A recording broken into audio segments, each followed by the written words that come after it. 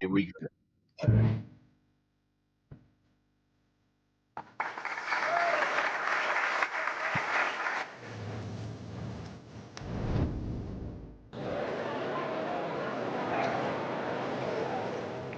Jumpers first, protesting.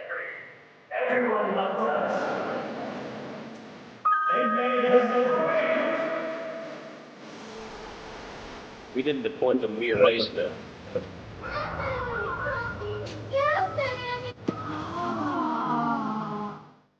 We made America great.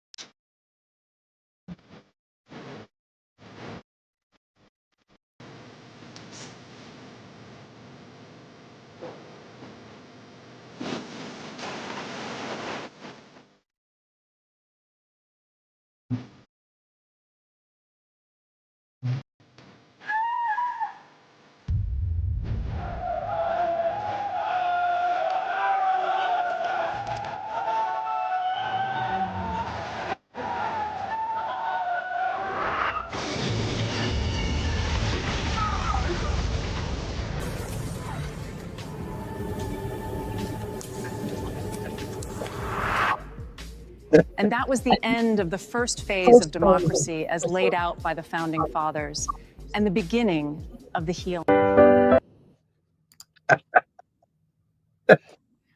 I normally don't like AI. I hate it. Why? Why? Why? Why did you- Was it? What was that? You said it was awful. You were saying before, it's horrible. What was it? What was that visceral reaction? Which is exactly why I wanted to see it. Yeah, I know. We are here to provoke thought. Well, I don't believe that the people who are in this cult are gonna wake up. They're gonna find a way to blame Black people and everybody else. So, while that looks like a nice fever dream, it's like people finally looking at their condition and blaming the actual person that put them in that position. That rarely happens. Oh no, that's not. It won't happen that way, but it's Right. gonna happen. Okay. Those are the J6ers. I know. It's not like they don't have a political ideology. They're just mad. Right. Well, that's why he's given them the deputized them to go out and be ICE now. So we don't know who's out there with those masks on. I think it's them. I'm sure it absolutely. I appreciate Congressman Jeffrey's restraint, but perhaps he should consider, particularly since he likes to occasionally quote classic rap lyrics from people like Biggie, maybe saying, just opening up a little more of his chest. He clearly has the lung capacity. When you start talking about killing people, maybe you want to say it a little bit more husky than, because the guy that did it got a pardon from your friend. And I understand the importance of making this point to everyone. But bruh, at some point, this man talking about taking your life, and he got a whole ass pardon. So at least at the state level, you should be looking into charges, my friend. New York, I mean, where is he from? Because clearly people getting off the bench and getting in the game from the states. They putting these guys back in jail. You know what I'm saying? The lawyer that is representing John Bolton, Letitia James, and I mean, this guy, 73 years old, is fighting. Yes, he is playing, and more of those. Why is he the only one? Well, man, I'm glad you raised that. His name is Lowell, right? Lowell? Yes. Comey's lawyer, he was the feds. And so, Fitzgerald was literally the guy. I mean, Patrick Fitzgerald was the U.S. attorney. So, and remember, Comey's not our friend. Jim Comey is a soft white nationalist. He was a Republican. He messed up the stuff. He's one of the reasons we got Trump. Yes, he capped Hillary Clinton in the 11th hour. That was him. No question. That's Jim Comey. I mean, but of course we have collectively the memory of a fruit fly, so it really doesn't matter. But except it does matter in the sense that what James is doing, what Bolton, who on a scale of 1 to 10, a 1 to 10, 10 being the worst. If Comey is a 6 or 7, John Bolton is a 38,000. This guy's a warmonger. You know what I'm saying? He wanted to nuke North Korea. Y'all forget. Look, this is why we had to have the momentum. Remember, these are not our friends, but they're fighting each other. This is a demolition derby. And Jim Comey knows where all the bodies are buried. He's not Cash Patel cosplaying an FBI windbaker going after ball chasers. No, he's not Cash Patel who's sitting at them same games and probably betting on the same games that he want to put somebody. No, he's not Cash Patel. Jim Comey is their friend. He was their guy. So he's going to fight them with their guys. They're going to, I would not be surprised if at some point in the indeterminate but nearer future, I mean, in the matter of the next few years, maybe sooner, they're going to strip that spokesmodel in Virginia of her law license. In other words, they get ready to, you know what I'm saying? Hey, hold on. First of all, you're not qualified. No, second of all, you're not qualified. First of all, you were not appointed in the fashion that will allow you to even bring these charges. They may not even get to court. You know what I'm saying? Comey's like, I know how to do this. And my lawyer was the feds with me. So here comes Tish James, like, y'all, this is beautiful. Come on, let's go. You got one mortgage payment that I filed. I've been paying that mortgage. This is my grandniece. You want to do this? Do you really want to do this? Now that we're finished, we're going to strip your ass butt naked of your law license. Now go on out there and run for beauty pageants again, because your friend up there who's obsessed with these aging white women, you're one that's going on the trash heap. I'm just saying. That's why I thought, even starting with that artificial intelligence is here. We're all subject to it all the time. Some of us can't tell the difference. And soon none of us will be able to tell the difference. Correct. And that piece was offensive. It was disgusting. And a visceral response to it leads me to the question for those who are not, unlike us, fighting visibly, to a question. If you didn't like that artificial, why would you be quiet on everything? This is what they are. To the real.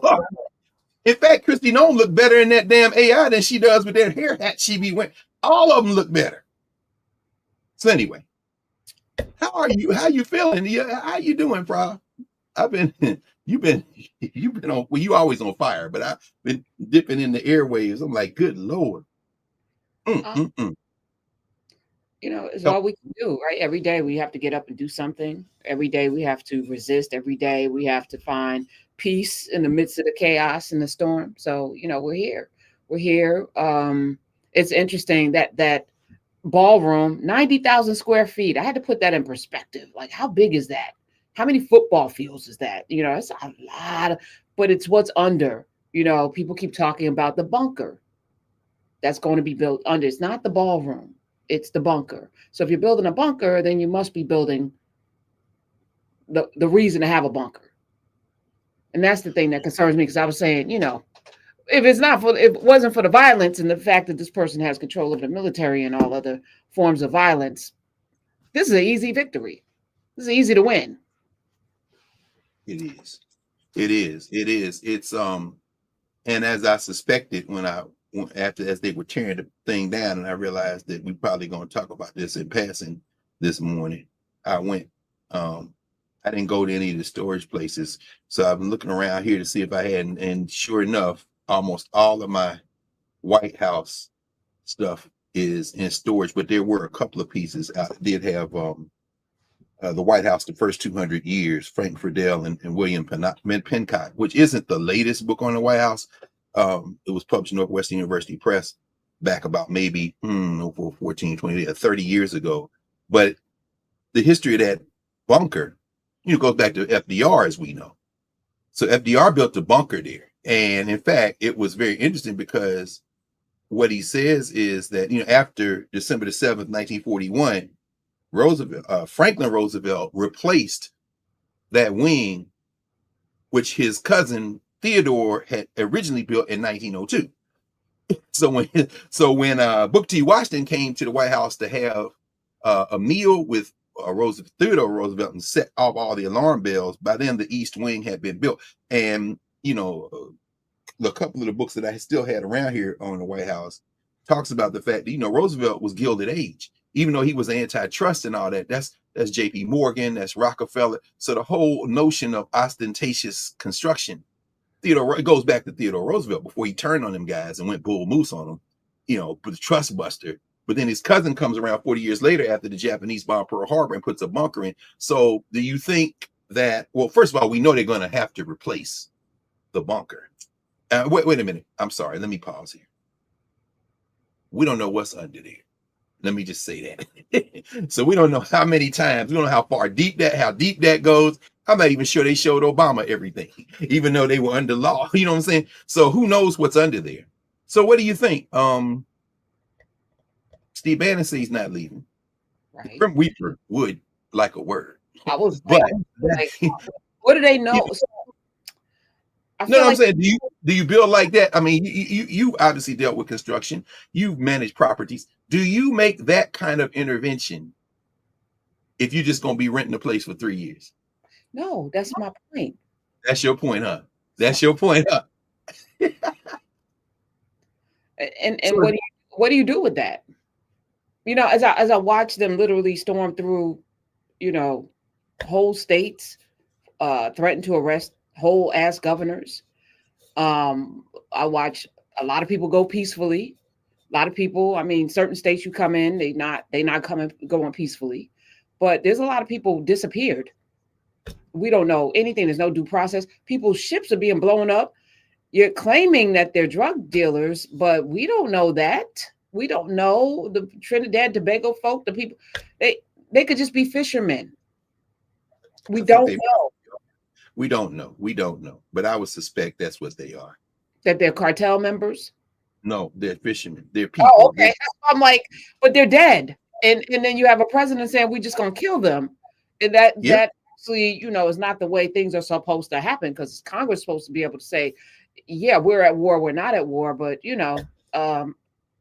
even Bush went and got everybody but Barbara Lee, the only person that was like, no, this is wrong. She was right. And one woman stood up and said no, voted no. Right. Everybody else voted yes. Go kill everybody. We're here again. So how far do you think it will go before a sea change? That is, I've been thinking about this. I've been saying this energy has a shelf life. It's a very short, it's strong and powerful and chaotic and crazy, but it's like, what is that? The cheetah can run like 90 miles an hour for like 10 seconds. And then it's like, okay, that's this. That's right. But it requires something of us to, in the midst of it, because my big concern is when the energy peters out, we will be so preoccupied with all of the whack-a-mole chaos that we haven't built anything, that we haven't created the way out, that we haven't solidified that this should never happen again. And here's what we've done as a result. The rallies are cute. I don't know what the plan is. It's nice to see people in the streets, a lot of numbers, but what's actually happening? And I think there's one state that is, kind of fighting back in terms of like, we're, Citizens United and taking the money out of the next election, but we may not have another election, because if war is declared, then everything's off. Like they're teeing it up, and it's almost like cat with a ball. And we're sitting here like, oh, here's the next thing. We're reacting. I want to know where the action is. I don't like reacting. And you're not reacting. You're educating. You're identifying those who are resisting. You're resisting the attempt, and it is, let's be crystal clear, an attempt to narrate current events as kind of for projecting inevitability. You're resisting that. They are weak. This is the strongest they were was the day he was sworn in. I know that seems counterintuitive, no, but using the cheetah metaphor, a cheetah can absolutely sustain that speed for a short burst of time.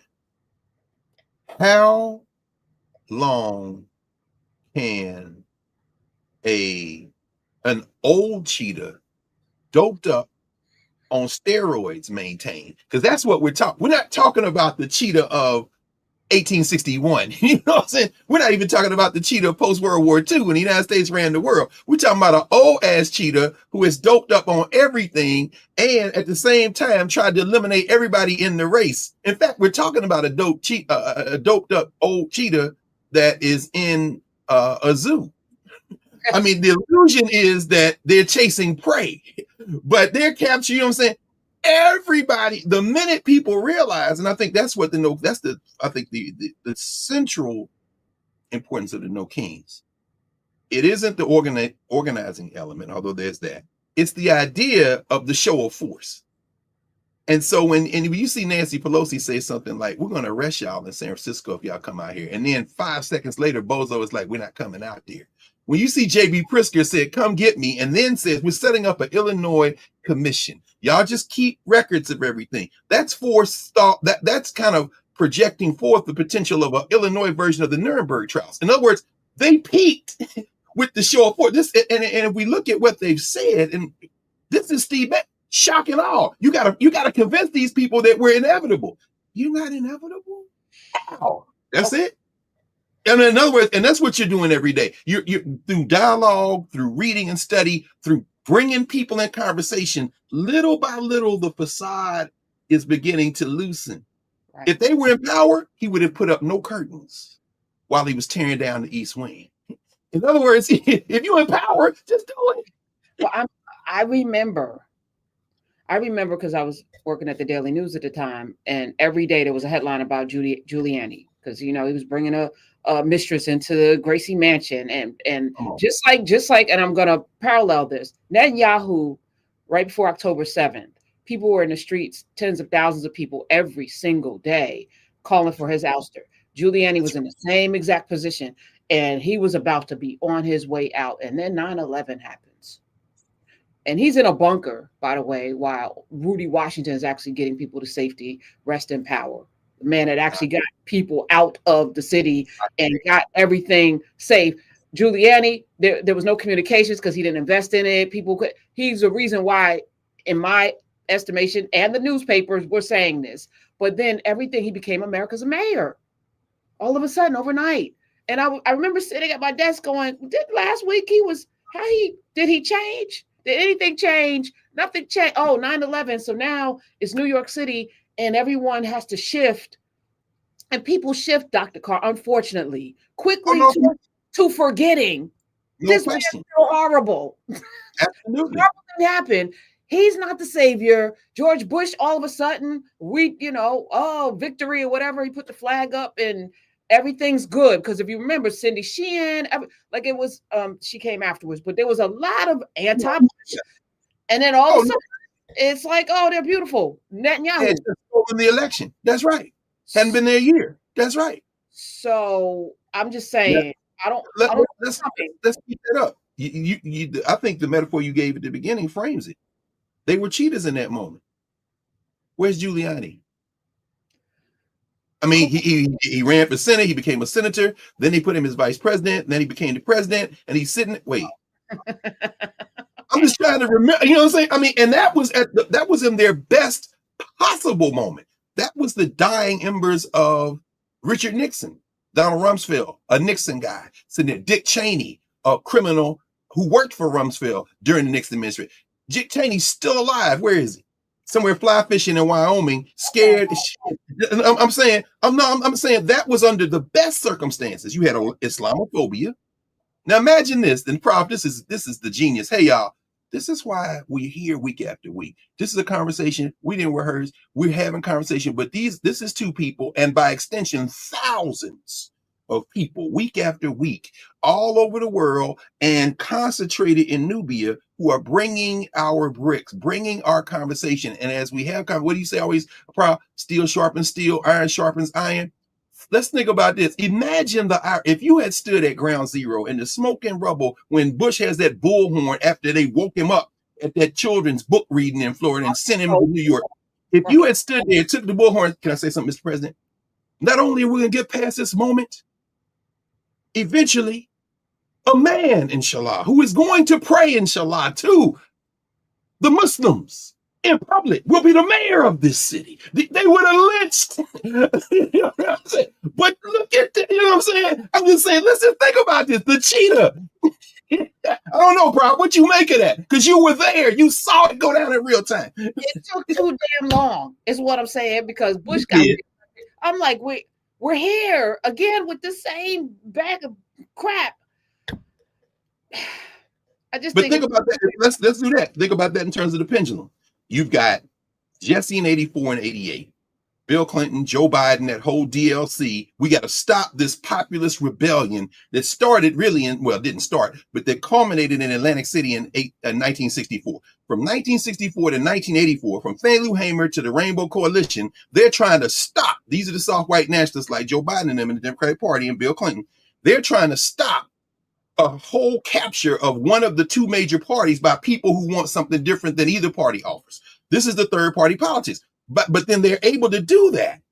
How are they able to do that? By basically positioning themselves as soft white nationalists. Bill Clinton, let me execute somebody. Let me jump on Lisa Williamson, Sister Soldier. Let me show y'all I'm a racist too. So he wins by plurality, because Ross Perot is the only reason that Bill Clinton ever became president, because otherwise George Bush daddy would have won, but he only won 43% of the vote. So now and everybody didn't vote. Now he's the president for 2 terms, 92 and then again in 96. And then the response is, let's put Bill Clinton with an R on his name.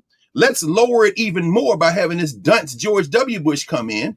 If George W. Bush were running today for president of the United States, he'd be running as a Democrat, because he is not, even though it don't mean nothing. You know what I'm saying? So he steals the first election.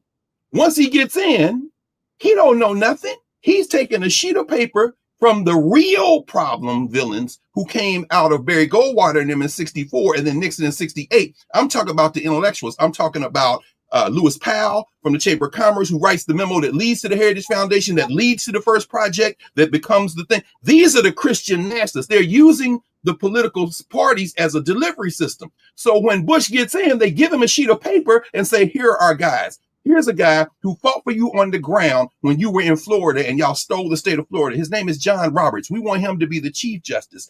These are the ideologues they're using as a delivery system. So Bush wins election. Then he wins re-election, and the pendulum swings the other way. And you got a guy who would have been very comfortable in the DLC, who happens to be black, who, if he had been running against Jesse Jackson in the primaries in 84 or 88, would have got his ass whipped the way he got it whipped the first time he ran for Congress in Chicago. This is not a black guy. He's being funded by the billionaires. There were some guys, I'm trying to think. Oh, yeah, one of them is the governor of Illinois right now, the Pritzkers. Anyway, this is the delivery, but they use him because now the pendulum is swinging back the other way, but it's basically optics. He wins 2 terms, promising the thing that they were actually fighting for in the 60s and 80s. Now, because of the virulent racism, the dying ember, it swings back the other way and we get Trump. Thanks, Jim Comey. It swings back the other way. And in that brief moment, the people who are using this as the delivery system, this is our chance. Trump don't know nothing. He just trying to enrich himself. These other people, here comes Steve Bannon. Here comes a young ass Stephen Miller. Here comes Russell Vogt, who was over OMB the last time. Except this time, they hadn't quite expected to capture the card. Why? Because even they didn't realize how deep the racism went. So once he won, they was like, oh shit, okay, let's hurry up. Okay, McConnell, you still make sure that seat stays open now, damn it. So now they stick Gorsuch on the seat. They're trying to, but then guess what? The people are like, oh shit, Joe Biden, they drag him out the graveyard. Now remember, the damn Democratic Party has shrunk because they've been able not to purge those people like the Hamers and then the Jacksons. They weren't able to purge them completely because they need their votes, but they're able to enjoin the rhetoric that they are the last hope because these open fascists will get in otherwise. That gets Joe Biden to turn. And then the last little knot of racism stops them. I can't vote for that black woman.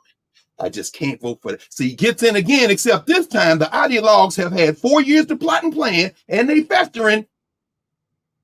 Let's do it. And they running their game. One little glitch. The people who they used on their side to vote, the racists, the fear-driven people, those people damn near toppled the government on January the 6th. They were mad. Well, I'm sorry. Looked like they were trying to attack the government. And here we are today. They are at the end. They have, this is their fever dream since the late 60s to stop this thing. But over that arc, you know what else has happened? The demographics have changed. The world has changed. Between 1968, when Nixon came back from the political dead, and 2025, ain't no Soviet Union. You let China control all. The Chinese Communist Party just met last week. They said we are going to be self-sufficient and we're going to do it by capturing all the cutting edge technology. The United States ain't got that kind of muscle no more. It's like the Turk in The Godfather Part 1. The Corleones don't even have that kind of muscle no more. I'm saying, do not lose. What did you play yesterday? What leads your show? No fear. Did James say no fear? I had no fear. This is where we need to be now. It's a pendulum, but that pendulum now, I'm telling you, it's I just wanted to pop out. On the YouTube side, Geraldine said, people in the jungle know you don't run from a cheetah. You stand still while he runs towards you, and he will either go around you or turn in another direction. I think that feels right. It feels absolutely right. Thank you for that. And I feel like that's kind of what we've been doing. I think on the other side of this, I feel like we've had opportunities before several times, and we've always allowed for the moment to not allow us to build what needs to happen so that there's never a situation where we're here again. Like, I never want to be in this situation again. This is, and we can actually not be here because we don't need them for it. They need us. They need us for everything. Everything. We're seeing it now. They don't know how to do anything. So I just want to encourage those of you who know how to create and build, and I'm talking about these institutions as well. You were created for a purpose. Get busy. Like, no more reports. We have enough reports and studies. Let's start putting some action behind it. That's all I'm saying. Well, I wouldn't disagree. Well, I would say that I don't think two things. I don't think it's ever going to be over because of the nature of the species. The idea that there's this kind of, this is what Jake Carruthers was saying. The idea, the West has this idea that humanity always goes up. There's always a progressive arc. I don't think that's true at all. I'm not Afro. I agree with you. I don't think that I'm not Afro pessimist. I think they take it a bridge too far. And because they are so deeply, I don't want to say obsessed, because race plays such a central role in how they view the world, they can't see that the rhythms that go beyond humanity are the ones that are inevitable. So, everything dies, as Reed Richards or T'Challa would say in the arc in Marvel Comics of the Illuminati. Everything dies. In other words, that's what Marvel is going to be is basing its next iteration of the Marvel Cinematic Universe on, is the comic books. If you follow that arc in the comics, you know that ultimately Battle World and the multiverse, all that is based around a simple premise. Everything dies. In other words, so at some point, everything going to die. And if they want to keep getting your money, they got to bring back 5 different Black Panthers from 5 different multiverses, because on the premise that this ain't the only reality and you can't stop anything. Your best bet as a living being is to breathe, is to be still and understand you were born and you're going to die. And then something's going to come after you. And so there's that. Against that framework, these folk, driven by fear, this is Howard Thurman, you want to understand, but we don't understand. We're already part of it. So in order to soothe yourself at night, you make up a narrative that says, well, after this, I'll live forever. And everybody calm down. I know that's the fear talking. You're part of it already. Just relax. Enjoy your life, as the Egyptians would say. Why? And guess what? That body you're in is going to stop at some point. You can't stop it. You can't pray your way out of it. Just be at peace. These ideologues, Russell Vogt, Lewis Powell, Pete Hegseth, not Donald Trump. Donald Trump is unwell physically. Maybe one of the reasons he wants to build something is because he wants his tomb to be at 1600 Pennsylvania Avenue. Who knows? And really, quite frankly, who cares? The only concern that I would have, and I'm sure you all saw, let me see if I have my paper here. Yeah, yesterday I took to the studio, when I take the papers to the studio. The New York Times yesterday was the paper, the actual paper, yesterday's paper, had this as the sleeve it came in. This was when I opened the paper, it had this red outset. And I'm like, A House of Dynamite. If y'all saw that on Netflix, yeah, the day starts like any other. Now, I don't know. Idris Elba is in there. We just talked about this yesterday, Roderick. I did. That's what I'm saying. Roderick Did you? No, I haven't. It's on my list for next week. But yeah, he was just telling me that I have to watch it, so I'm going. Nah, I mean, I watched it. You have to watch it, and you have right. But I'm saying, so right, Prof. But see, here's it. Why did they put a 4-page folder as the close for the newspaper yesterday? You see what I'm saying? If y'all got Netflix, or if you got bootleg Netflix, or somebody else got Netflix, watch it. Why not? But when I looked at the cast, I haven't done enough research now. I need to go and see who produced it. But based on the cast I saw, I'm thinking the Obamas had something to do with it too. And that's not conspiracy theory. You know, they deep in bed with Netflix. And some of the same people in this were in some of them other movies that they've recently produced. But anyway, or at least allow themselves to be linked to. I'm saying all that to say that. So the only thing that even mildly concerns me is that you've got a man with severely diminished mental capacity with the nuclear launch codes. That's the, and like, the brother who resigned his command from Southern Command. And thank you, Marlon Osby, for walking us through in office hours on Monday night in Nubia. Thank you, Marlon, for walking us through how you view Admiral Holsey's, the brother, Fort Valley, Georgia born, Morehouse graduate, Navy aviator, trained, got his commission as an officer today, graduated from Morehouse. Thank you for walking us through what you perceive to be the reasons that Admiral Holsey resigned from the Southern Command, which, as you explained to us, and as everybody here who's in the military understands, I'm sure, unlike those of us who are not, that is the plum job that you want if you're in the military. Everybody want to go to the Southern Command. And that's where the brother was. He left 2 weeks ago. Well, almost 2 weeks ago now. I'm saying, so you people talk about adults in the room. These are war people.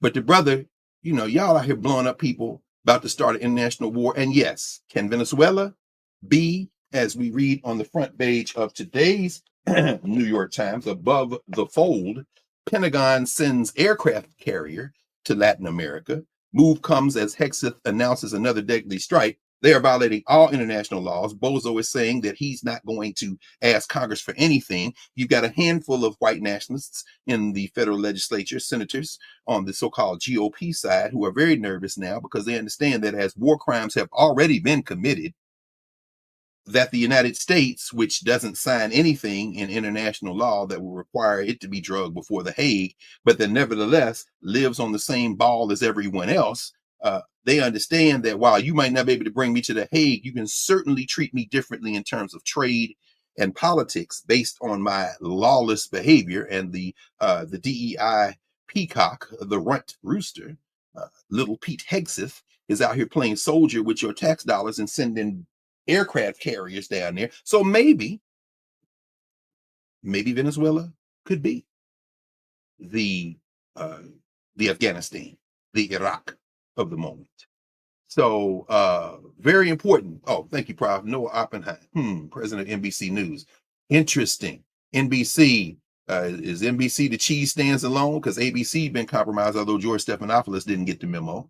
I guess he getting that Jimmy Kimmel heart transplant. I ain't mad at George for that. CBS, of course, is about to be a wholly owned subsidiary, although, of course, as we're tracking the news, the Financial Times this whole week has been almost obsessed with it. The whole idea that Time Warner, you got people, them trying to sell parts of themselves off before here come the Ellisons trying to basically convert another platform to state propaganda to prop the channel. They've gotten Fox with the white nationalists. Now they want one of the three quote unquote major legacy platforms in terms of CBS. And of course, that has other implications. Everybody from John Oliver to what's left of whatever you think BET was or is. But all of that is going on as a backdrop to what I'm about to say. The only thing I'm concerned about is that you've got a madman with the, I won't call him a madman. He doesn't rise to the level of madman. Madmen are usually evil geniuses, Lex Luthor types. So, or even just very severely frustrated but magnetic personalities like Adolf Hitler. In Donald Trump, you have a doddering old man whose brain has clearly suffered a series of traumas, who now, as the sun goes down, gets even more and more ridiculous and just becomes a litmus test to how much people are just simply going to take. But he's got the nuclear launch codes, and I'm wondering if there are other Admiral Halsey's and others who, if he gives the order to drop a nuclear bomb on Caracas, they will simply say no. As Wes Moore explained about a month ago, that is an unlawful, unconstitutional order, and I will not obey it. I suspect that would be the reaction if he were to order that kind of strike, and that as Pete Hegseth continued to rant and rave in his just a little too tight fitting mascara smeared collar suit jacket with the American flag sewn in, that somebody might say, okay, now we're going to relieve you of your responsibility as Secretary of Defense, not war, as you have in your delusion. But you never know. Again, why did they put this as the sleeve of the New York Times when the paper itself ain't got the courage to lay out the thing as they are, but still trying to curry favor? Why would you do this? Or better yet, why would Netflix spend whatever money it spent to do that? And I'm saying that you watch that film and the question again is raised: how far will you go, and who will say something or who will not say something? And no spoiler alerts, because we're living in a house of dynamite, to use the metaphor. We're living in a house of dynamite. There are about 9 houses of dynamite. All the nuclear powers that we know about. You understand? So that all of that is as a prelude to say that, watching them tear up the White House this week, or the West Wing. I'm sorry, the East Wing. Watching them tear up the East Wing, the question that surfaced in my mind is, where are the bricks and how much is he going to sell them for? That was the second thing that came to mind. Well, I know you ain't going to throw all that away. Now, my question is, when you see it show up on one of his platforms, I'm Donald J. Trump, and this shard of a brick is from the historic White House, and it is on this little placard with my signature, and for $69.99, you can have a piece of the White House. I'm just, and I can't wait to see what the MAGA Muppet Mike Johnson has to say about that, who's thoroughly compromised. That was the first question that came to my mind in this demolition derby. But then as it, watching it, and people are shocked, and people are, oh my God, I just thought about it. And the thing that came to my mind immediately is, me and Lamont were talking Wednesday morning on the radio, or on Urban View Mornings. I said, demolition derby. It's a demolition derby. Now, I don't know, Prof, if you went to one. I've never been to one, but I know they were popular in like the 70s, 80s. I guess they're still popular some places. People go to the monster truck shows and you see the truck running over all the little cars. But the demolition derby was a little different, right? There are conflicting claims as to where the first demolition derby was held, but the general consensus is that they emerged as a thing in U.S. pop culture in the 1940s. You get old jalopies and you run them into each other. Now, the 1940s, of course, comes after the 1930s, which is the decade where people were suffering in the so-called Great Depression. So the idea of entertainment then devolving into just straight violence to distract you. And the idea is that you don't put new cars in the demolition derby. You get old jalopies, pieces of cars, you run them into each other. And the winner is the last car running. But the last car running has been beat up. It was already beat up when it came in, and it's beat up even more because it's been running into all these other cars. And so I thought about it. I said, this is like demolition derby. The definition of a demolition derby is to crash cars until one car is left. And they're betting that there's one car that will be left. That's what they're doing now. The question is, what's the strongest car left? And who's the most skilled driver? In a demolition derby, can you avoid getting hit? You're going to hit somebody. So watching this demolition company out of Silver Spring, Maryland, out of DMV, rake at first the little porch part of the East Wing. In fact, let me just, if you ever went in that way, and we were talking about it on the radio, I know Ajwa Osmore knows about it. But if you, let me see here, because like I said, they only had a couple of these books out. So let me see, page 117 should give us, yeah. So when you look at the East Wing, Let's see. Let's just do a little level set on what the East Wing was. It says, during Franklin Roosevelt's administration, this is in the chapter called The Expanding White House, the West Wing received its third reconstruction following those of 1909. That's how far back the Oval Office goes. Y'all better be scared. In 1930, after they had a fire there. During World War II, Roosevelt arranged for the construction of the East Wing, replacing McKim's cloakroom, informally dubbed the Hat Box, and porte cochere. In other words, there was something that goes back to Theodore Roosevelt in 1902, but his cousin, after the attack on Pearl Harbor, decided, yeah, we need something over there, including a bunker. The author goes on and says, in the beginning, it was uncertain how old the old-timer Charles Moore, McKim's friend, McKim is one of the architects, earlier architects, who was by then the 78-year-old chairman of the United States Fine Arts Commission, would take the idea of reconstruction. Moore had written a biography of McKim, who he revered. Roosevelt sent an emissary. So now the president wants to add, see, he's talking to the old head who was around when the guy who did his cousin's stuff in 1902 did what he did. So now he's going to this guy who's old now. The other guy's dead. Here comes the guy who was young then, and Roosevelt don't want to touch nothing without getting the blessing of these old head architects, particularly this guy. So he says Moore had written a biography of McKim, who he revered. Roosevelt sent an emissary, his uncle, Frederick Delano, to lay the plans before Moore. Moore wanted instead to tear down the West Wing and place the executive offices in the State War and Navy building. Now, this is social structure. Let me just pause here and say, what we're doing right now, we're going to apply our Africana Studies framework to this whole thing. What we're talking about now is the social structure. What is the political, economic, social context in which African people live, in this instance, in the United States of America, in this specific instance, as it relates to the architecture of the federal government in Washington, D.C. Okay, this is social structure conversation we're having. Important, necessary context, but at the end of the day, we're not at the center of this conversation. Frank Roosevelt sent his relatives over to talk to the old head architect who was with the other architect who built out the first part of what became the East Wing once Roosevelt decided to do this. And the old head is like, I'd like to tear down the West Wing and send all this other stuff to these other buildings. We continue. Let me just begin with that sentence again. Moore wanted instead to tear down the West Wing and place the executive offices in the State War and Navy building, turning that hulking relic into a Greek temple like the Treasury building on the other side. He would connect the new offices to the White House with a tunnel. Delano got nowhere and told his nephew so.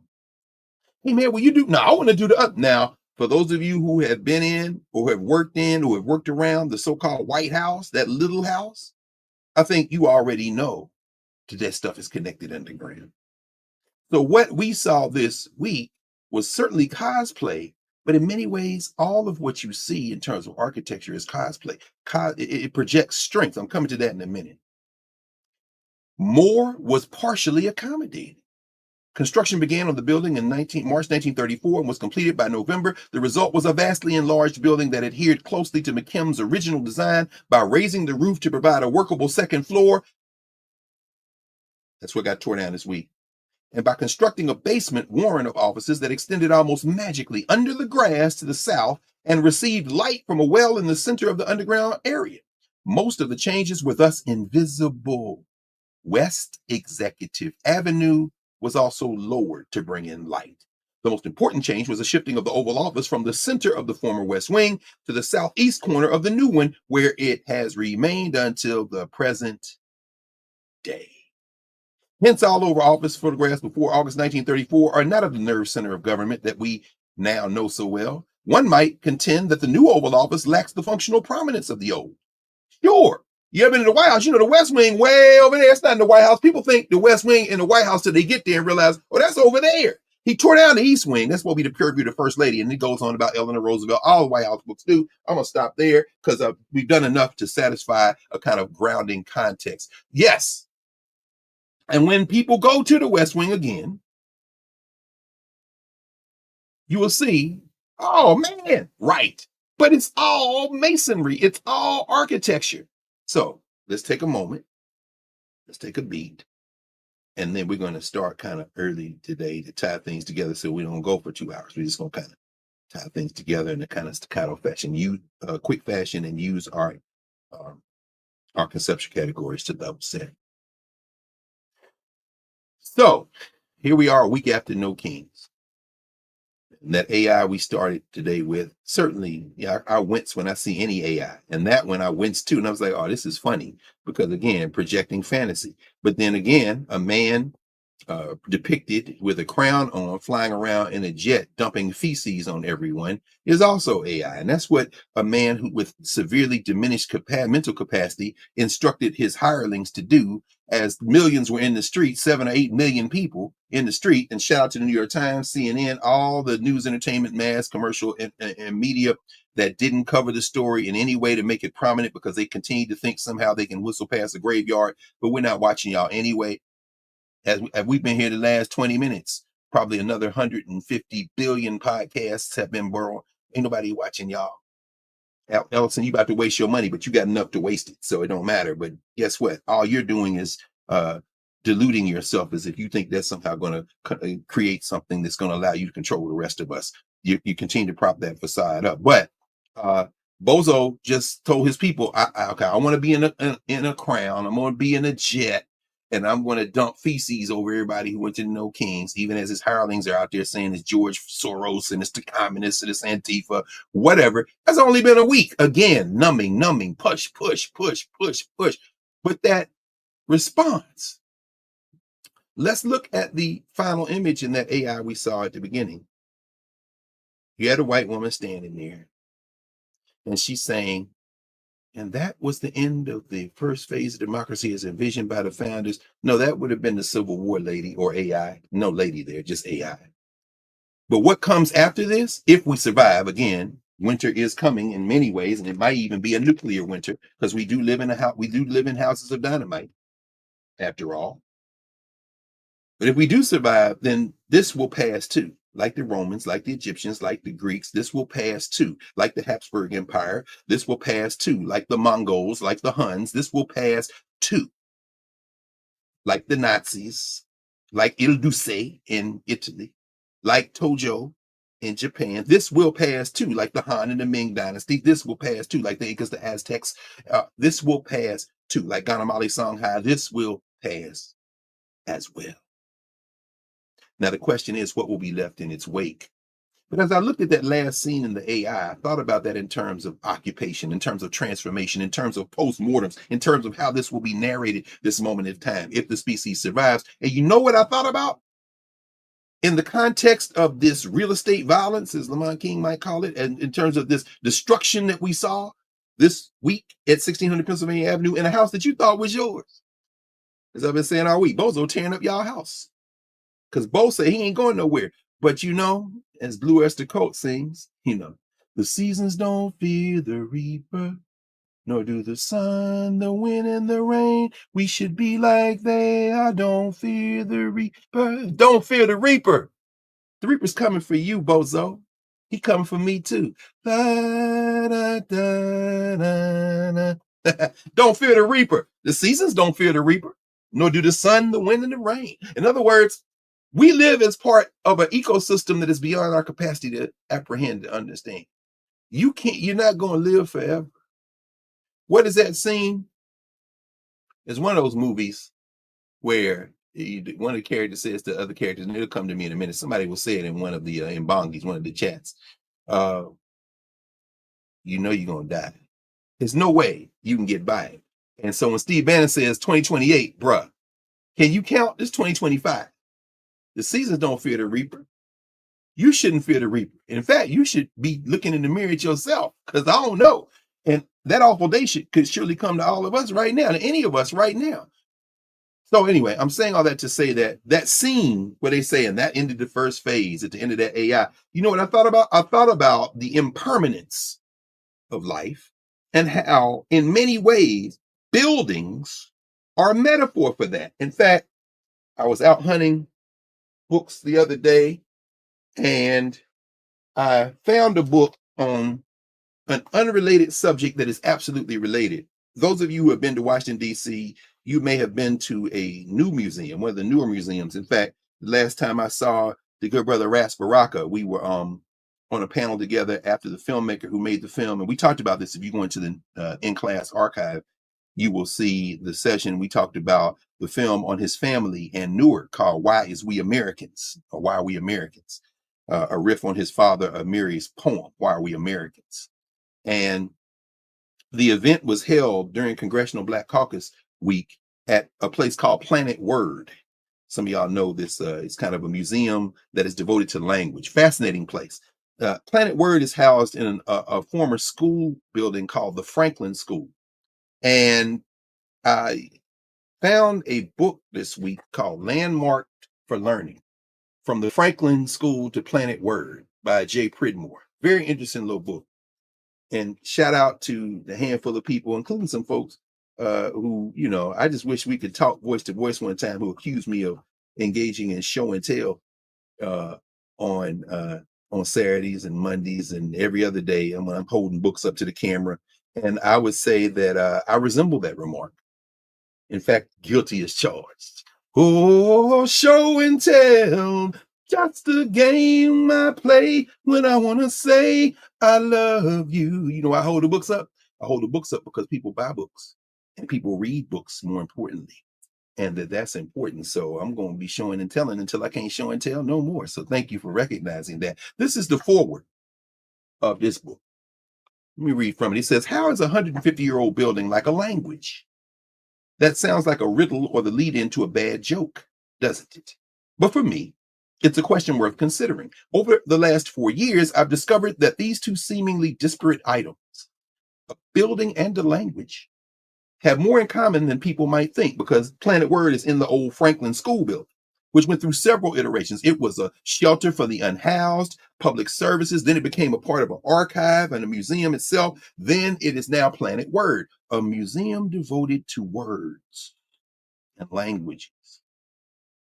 He goes on and says, that's one of the surprising revelations I've come to while turning the National Historic Landmark Franklin School into Planet Word, a new museum of words and languages. Actually, this is not Jay Pridmore. It's Ann Friedman, who was the founder of Planet Word and with Franklin School Development. Any of y'all ever been to Planet Word? No, it's a beautiful building. You go inside, fascinating museum. She says, I now see parallels between how language evolves over the years and how a building can survive across decades, if not centuries. The Franklin School evolved from being a public school in the 1860s to housing the offices of the Board of Education in the 1920s to serving as a homeless shelter to becoming an experiential museum in the 21st century. Perhaps it takes an exceptionally well-built and flexibly designed building to endure such drastic changes of use, but it is remarkable to see how adaptable a building can be. Flexing and changing, being rewired and replumbed, like a language when it borrows new words or its existing words take on new meanings. Think of the changes we've witnessed in the meanings of words like woke and queer and friend and troll over the last 10 years or so. I've learned that a building can absorb new elements too. So as I was reading that, I was like, this is fascinating to me as we see the east wing of the White House that wasn't there when the White House was built, erased so that Bozo can build the equivalent in my mind, metaphorically, of a cyst. I wouldn't even say it rises to the level of a tumor, because a tumor would need a host that is, well, anyway, we could talk about that. And I know there are medical doctors out there listening. So think about the metaphors you want to use for something that doesn't belong there, but that is indeed connected viscerally to the thing that it is attacking. It could be a boil. It could be a cyst. It might even be a tumor that's feeding an acceleration, a hyper acceleration of some of the properties of the host. If my medical friends who have told me and walked me through certain things over the years help me understand. So the ballroom that Bozo is building, which, by the way, if I had a deep investment in the social structure of the United States of America and some fidelity to an imaginary narrative, I would, the minute I was sworn in, tear down as a statement. But that's not going to happen. Because in many ways, maybe the ballroom is the metaphor for the building that it's about to violate. People say it's violating the, no, maybe it's an extension, because don't forget, and here we get into the question of flexibility in buildings and built environments. Never forget that when the indigenous people were hunting in that area, there were no buildings. And I love all the people who have the acknowledgments, the land acknowledgments. You shouldn't be upset.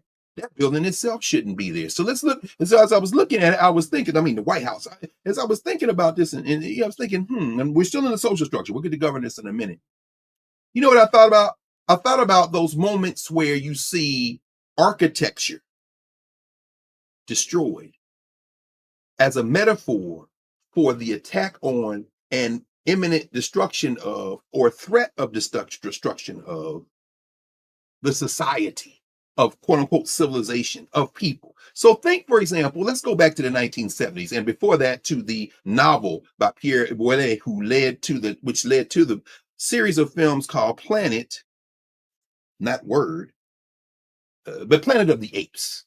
Remember the last scene in the first Planet of the Apes where Charlton Heston looks up and humanity has devolved into being incapable of speaking language. And the primates, the other primates, the chimpanzees and the gorillas now can speak. And Dr. Zaius, the ape intellectual, knows the truth, but is suppressing the truth. And then Charlton Heston realizes that, oh, these primates, Homo sapiens, blew themselves up with nuclear weapons. And the reason he realizes it is, I never left. Oh, and then the camera zooms out, and the woman who can't speak, Zyra, I think, whatever her name is, dressed in Sophia Loren loincloth or whatever, they're on the beach, which is now a beach, and then she looks at him like, huh, what? And then she looks up, and the camera zooms out, and it's the Statue of Liberty buried up to her breast with the torch still in her hand. But the reason she buried is because human beings blew each other up in a nuclear war, and he's pounding on the sand. Damn it. God damn you all to hell. You blew it up. But the metaphor is there's the Statue of Liberty. How many times y'all seen the Statue of Liberty blown up? You've seen the Statue of Liberty blown up in Independence Day, where they blew up the White House. Remember the aliens came out of space? First thing they did, send a beam down and shattered the White House, right? Oh, and what was the result? It united everyone. Now everybody in the world celebrates July 4th. This is the next part, and the pendulum as it's swinging. The last scene of the Planet of the Apes, aliens blowing up in the White House on Independence Day, and the human response. Remember the guy who had to withdraw his nomination this week, who said that Martin Luther King birthday and Juneteenth and all that need to be terminated? Yeah, terminate them. We're going to, if you know the history of Martin Luther King's a holiday, and we talked about this many times in class, you can go and look in the archive. We're going to celebrate it anyway. We started celebrating it long before it was a federal holiday. You can go to hell. Now let's fast forward in the films. Planet of the Apes, you see it. Independence Day, you see it. Let's go to a film that was made before Independence Day and then remade after Independence Day. Superman. Here comes General Zod. General Zod coming down in the first Superman with Christopher Reeves and what's his name, Gene Hackman, who just recently made transition. He's sitting in the White House. He got the president of the United States hostage. And in the one that was made more recently, not the Terrence Stamp version, but the one with the guy from Boardwalk Empire, Michael, whatever his name is, from the Midwest, he plays General Zod. Zod comes in, and now they're going to terraform the entire planet. Remember, they send a beam down to get to the core of the earth, and Superman got to stop the terraforming. And then they tell him, you from Krypton, man. Your job was to come here. And our job is to come here and find a place to live. You betrayed us. You siding with the pets against us. Oh, wow.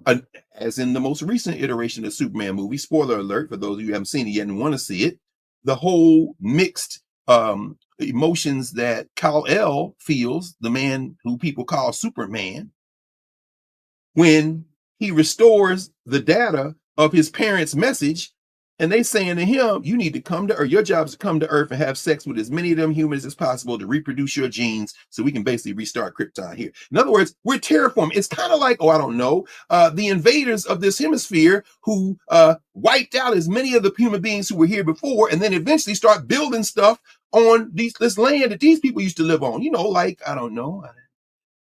White House itself. So ask the Algonquins, ask the Susquehannas, ask in this region, the Anacostas, how they might feel about the White House. They say, tear that shit down. Finally, we can get back to what we was doing. In other words, I don't care about none of the East Wing, West Wing, or the house in between them.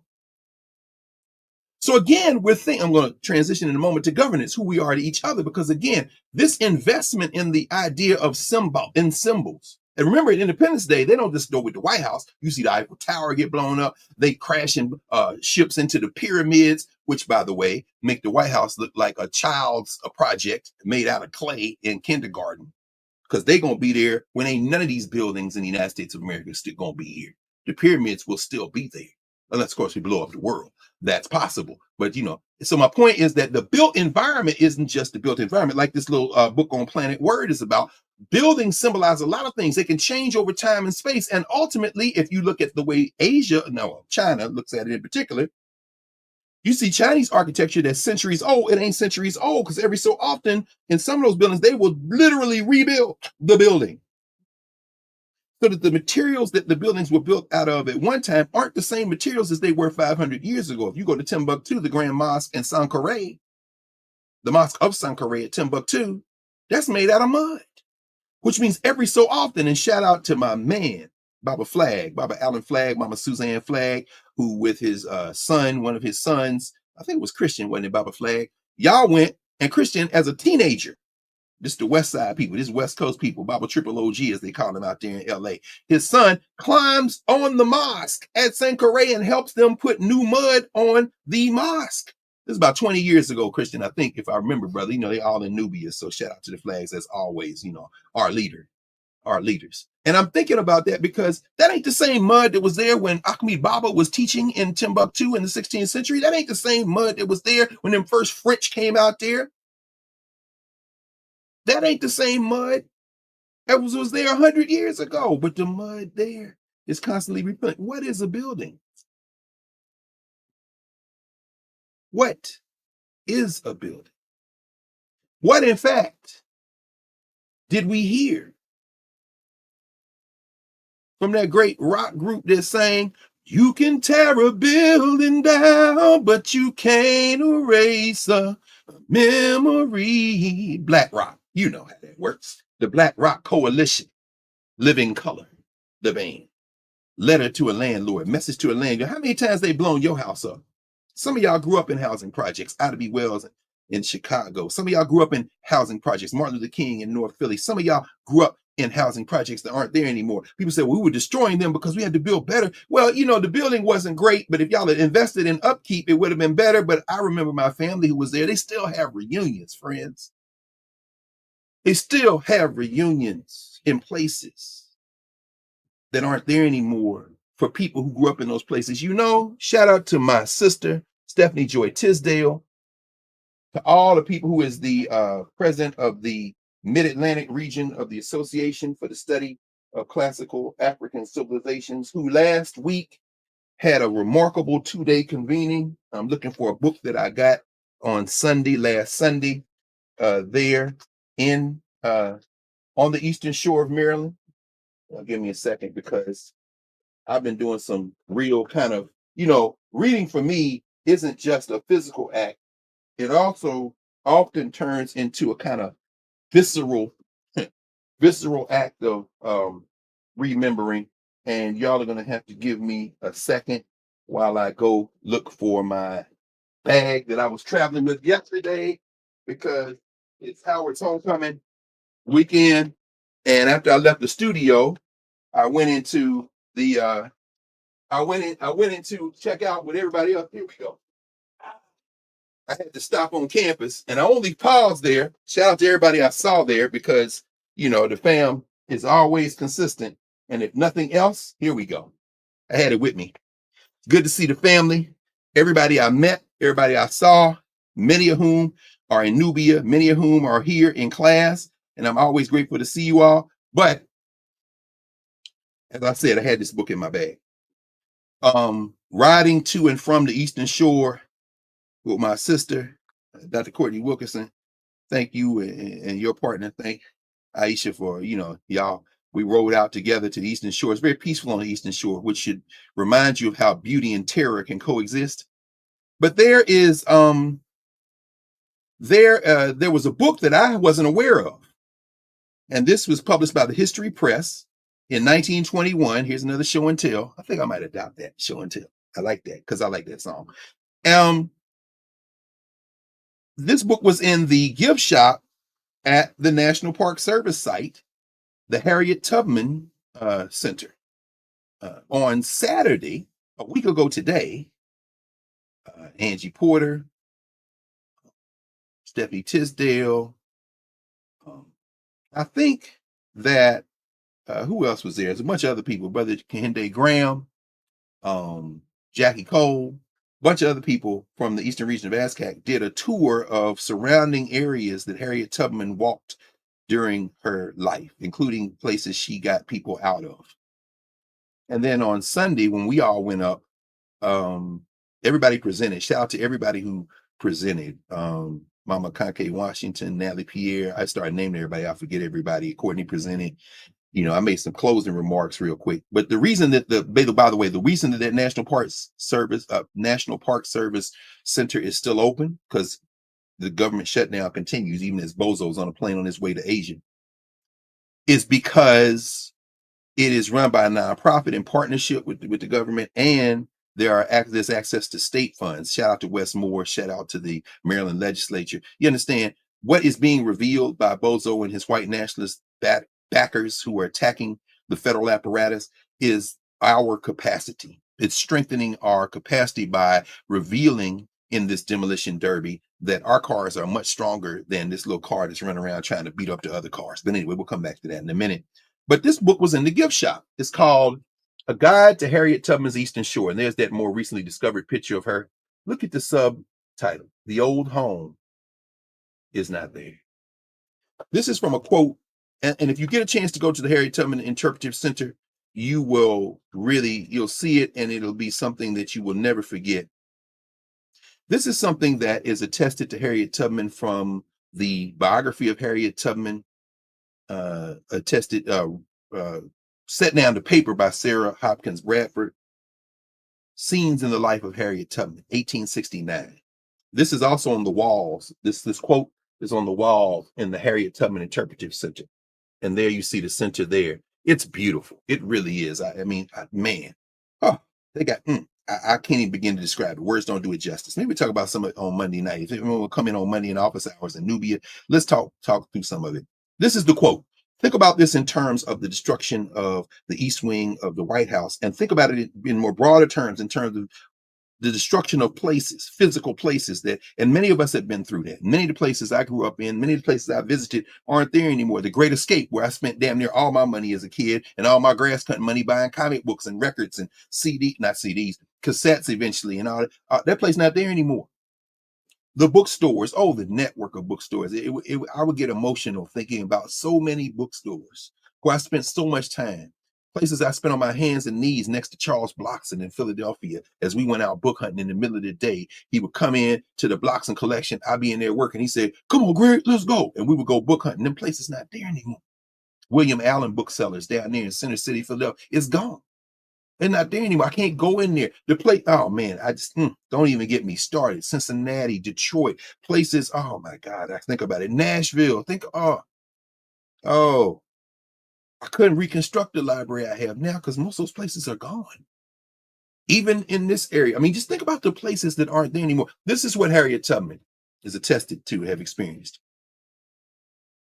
Bradford writes, she said she felt like a man who was put in state prison for 25 years. All these 25 years, he was thinking of his home and longing for the time when he would see it again. At last, the day comes. He leaves the prison gates. He makes his way to his old home. But his old home is not there. The old home is not there. The house has been pulled down, and a new one has been put in its place. Y'all see where we're going with this, don't you?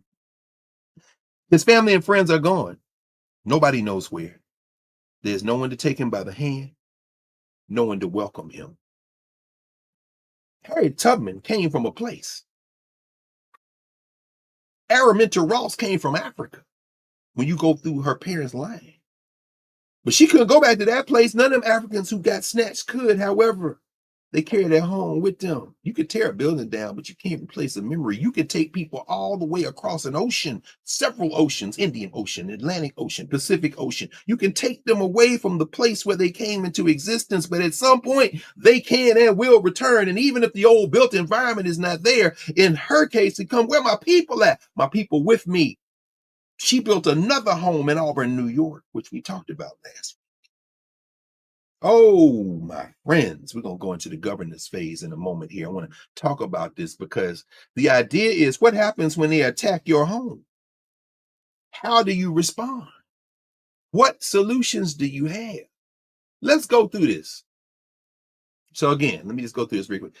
Social structure, we're talking about this demolition derby, robbing things of all of its sensitivity.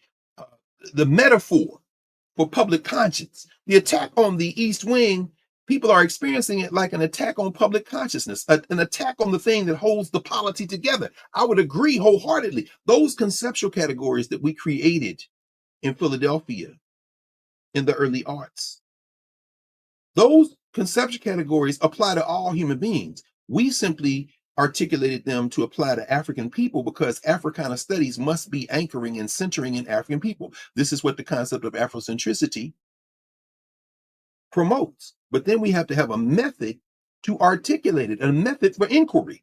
That's what makes a discipline, not what you're studying, but how you're studying it. So as we organize this, we understand that every group of humans has cultural meaning making, movement and memory, uses science and technology. Every group of human beings creates cultural postures to understand the world and understand each other, ways of knowing. And we all exist in various social structures. So an attack on the East Wing is an attack on not just the social structure of the United States, but on the ways of knowing that are in the narratives of how the United States understands itself. It's an attack on the cultural meaning making, the serial histories of the White House. Roosevelt wanted to put a museum of the presidency in the reimagined East Wing, but he wasn't able to pull that off. It's an attack on movement and memory. People walk in there and think that that's the way it's always been. No, it's changed over time. And in studying how it's changed over time, you're also passing on from generation to generation the idea that this place can be improved, but that you don't ever get rid of the original place. But the old home is not there. The old home is not there. And so in the social structure, we see in the United States as a site right now of intentional desensitization and institutional drift. Not only institutional drift, authoritarian pull for the drift. I'm going to wipe it off like it was never there and put my big ass ballroom there. Okay. So this is a metaphor for the attack on participatory democracy, as they would call it in the social structure, meaning what? An attack on everybody participating. I do what I want. It's my house, not your house. Well, y'all didn't stop me. No commission. Now y'all want to say church finger? Too late. I wiped it off. And guess how you know that he know it ain't his? What, you put up a sheet and tried to stop, but they got satellite imagery. So on the front page of the New York Times, they showing what you did. So you think through propaganda and voter suppression and the creation of a one-party state, if you can pull it off, that you can somehow stop everybody else from living in this country to do something. No, what you're doing is trying to paper over it. In this demolition derby, you hit a few cars. Shout out to ICE in Chicago, hitting a few cars. But look at the final image. Look at the metaphors of infestation, of occupation. Going back to those movies for a moment, a form of cultural meaning making, whether it be Independence Day, whether it be Superman, whether it be Planet of the Apes. In Planet of the Apes, you get a dystopia. Ultimately, they blow the whole damn thing up. In the latest iteration of Planet of the Apes, how does it end up being resolved? You got humanity living with the apes. You saw that in the 70s when they finally emerged. Oh, the multiracial is a small world after all, on the beach with the monkeys and the humans talking with each other. And in the latest iteration of the Planet Apes, over arc of 3 movies, now the humans and today is a beautiful day. It's a beautiful day. And then you see the monkeys and the humans coming back together. It always ends with the people or the beings or the entities that try to destroy us end up bringing us together. That's the hope. That's the movement of memory. That's the cultural meaning making. That's the gesture toward way of knowing. Well, guess who understands that? We understand that better than anyone else. Hell, they're going to make that movie a million times. I don't care who the characters are. I don't care what the story arc is. The theme of it is you tried to destroy us and it brought us all together. Hey, Fantastic Four. They finally brought Galactus in. Ain't that what Galactus does? Eat planets. Ain't that what the Borg did in Star Trek? All that does is show you what's left in you. Tear the shit up. First of all, I'm eating popcorn. Why? Listen, I am as susceptible as anybody I know to that hint of nostalgia. I'm looking for the Negroes everywhere. I want to know the Black people that walked on this ground. I want to know the indigenous people who walked on this ground. I want to know the decent white people that walked on this ground. It reminds me of my friend, Clarence Luzane. One of the books which is in storage, which I'm mad because I will show it to you, is called The Black History of the White House. I wonder, for example, what Ona Judge would say or Hercules would say about the White House. Because remember, they were captive of the Washingtons before there was a White House. They were in Philly at the place called the President's House. You know, the place that Bozo and Russell Vogt and Stephen Miller and all their funky ass white nationalist fascist friends want to erase the story of. When you go down to Market Street, Fifth and Market, when you come down in front of the old Pennsylvania State House, which is still there, known as Independence Hall, when you go across the street, Market Street, to the Constitutional Center, the National Constitution Center. I was there the day they unveiled it. When you go into what they call the most historic half mile in the United States, the place where they literally made up the United States of America as a concept. And as you tell my students from Howard, every morning I get up in Philadelphia where I live. I get up in the city where they made up America. And I get on a train and ride to the city they made up for America. They ain't tearing down Independence Hall. They ain't putting no Mar-a-Lago there. The first house that the presidents lived in is right there in the same little yard where Independence Hall is. And that's where Ona Judge was enslaved.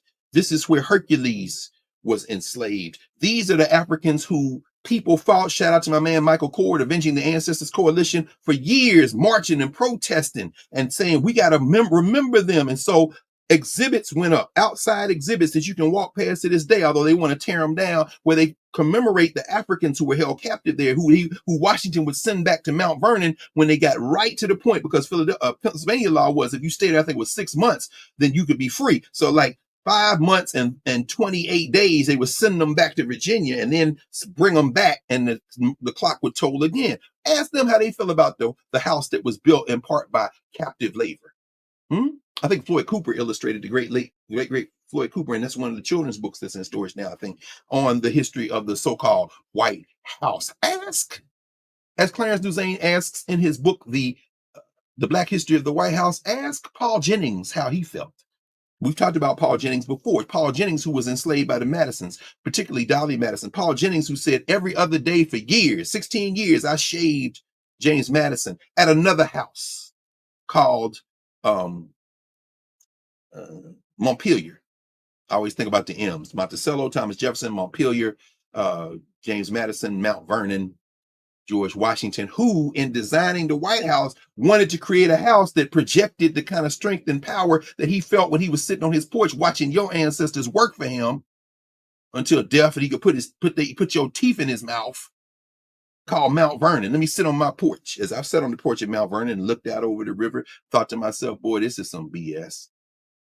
So then when they designed this so-called White House, 1792, Washington's like, yeah, I want to have that kind of classic. Yeah, okay, yeah. That house is a crime scene, friends.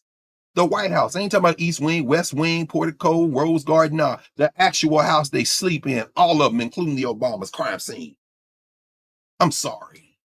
So if the aliens blow it up at Independence Day, or gets wiped off the map in some B-list movie straight to video, or if Donald Trump takes a bulldozer to it, I ain't gonna lose no sleep. Ask Paul Jennings, who, now we turn to my friend and brother, Gerald Horne, in his book, Negro Comrades of the Crown.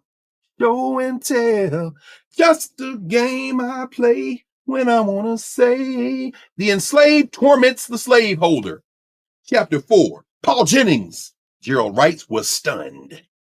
Born in 1799 on the estate of President James Madison, he had risen to become a body servant of this diminutive ill-tempered man, whose face he confessed unashamedly he, quote, shaved every other day for 16 years, end quote. As he recalled it, by the summer of 1814, great alarm existed because of the ill-conceived war that Madison had launched. That's the War of 1812, friends. The diminutive Madison, said Jennings, likely to be surrounded by tall, strapping Negroes. They were among the 100 he owned. I'm sorry, it says the diminutive Madison, said Jennings, liked to be surrounded by, quote, tall, strapping Negroes, end quote. They were among the 100 he owned. Gerald writes, but this curious homosocial predilection may have backfired when it turned out that this group was most likely to flee into the arms of the British. Jennings recollected that Madison took the time to review this black brigade in late August 1814, just before the marauding arrival of the Redcoats, and, being a keen student of history, asked, as if not certain, if, quote, his Negroes would not run on the approach of the British, end quote. Shortly thereafter, dinner was served. This is in the White House, friends, the ones everybody crying crocodile tears over because of the deconstruction of part of the whole East Wing. They're in the White House now, the so-called White House that has been built. Shortly thereafter, this is in Madison's, dinner was served, just as the Redcoats arrived at the White House. Quote, people were running in every direction, end quote, Jennings recounted, because Paul Jennings wrote a memoir. Y'all can get it. The memoir of Paul Jennings. And then there's a book called A Slave in the White House. I forget the author, but that has the memoir in it. And then the history of Paul Jennings, who ended up making money, a lot of money, because he ended up going into catering business. He had other businesses in Washington, D.C. I think he was a hotelier at one point, if memory serves me correctly. And Dolly Madison, after James Madison died, was broke. Paul Jennings was giving her money. Oh, yeah. And then Madison, who wasn't supposed to be taking notes at the Constitutional Convention, they publish his notes, and that's what allows Dolly Madison to have money. They sell the book, which I have around here as well, which is James Madison's notes, in addition to the official notes of the Constitutional Convention. That's how they make money. But in the meantime, Paul Jennings was keeping Dolly Madison ass in clothes and food. Let's continue. Shortly thereafter, dinner was served, just as the Redcoats arrived at the White House. Quote, people were running in every direction, end quote, Jennings recounted.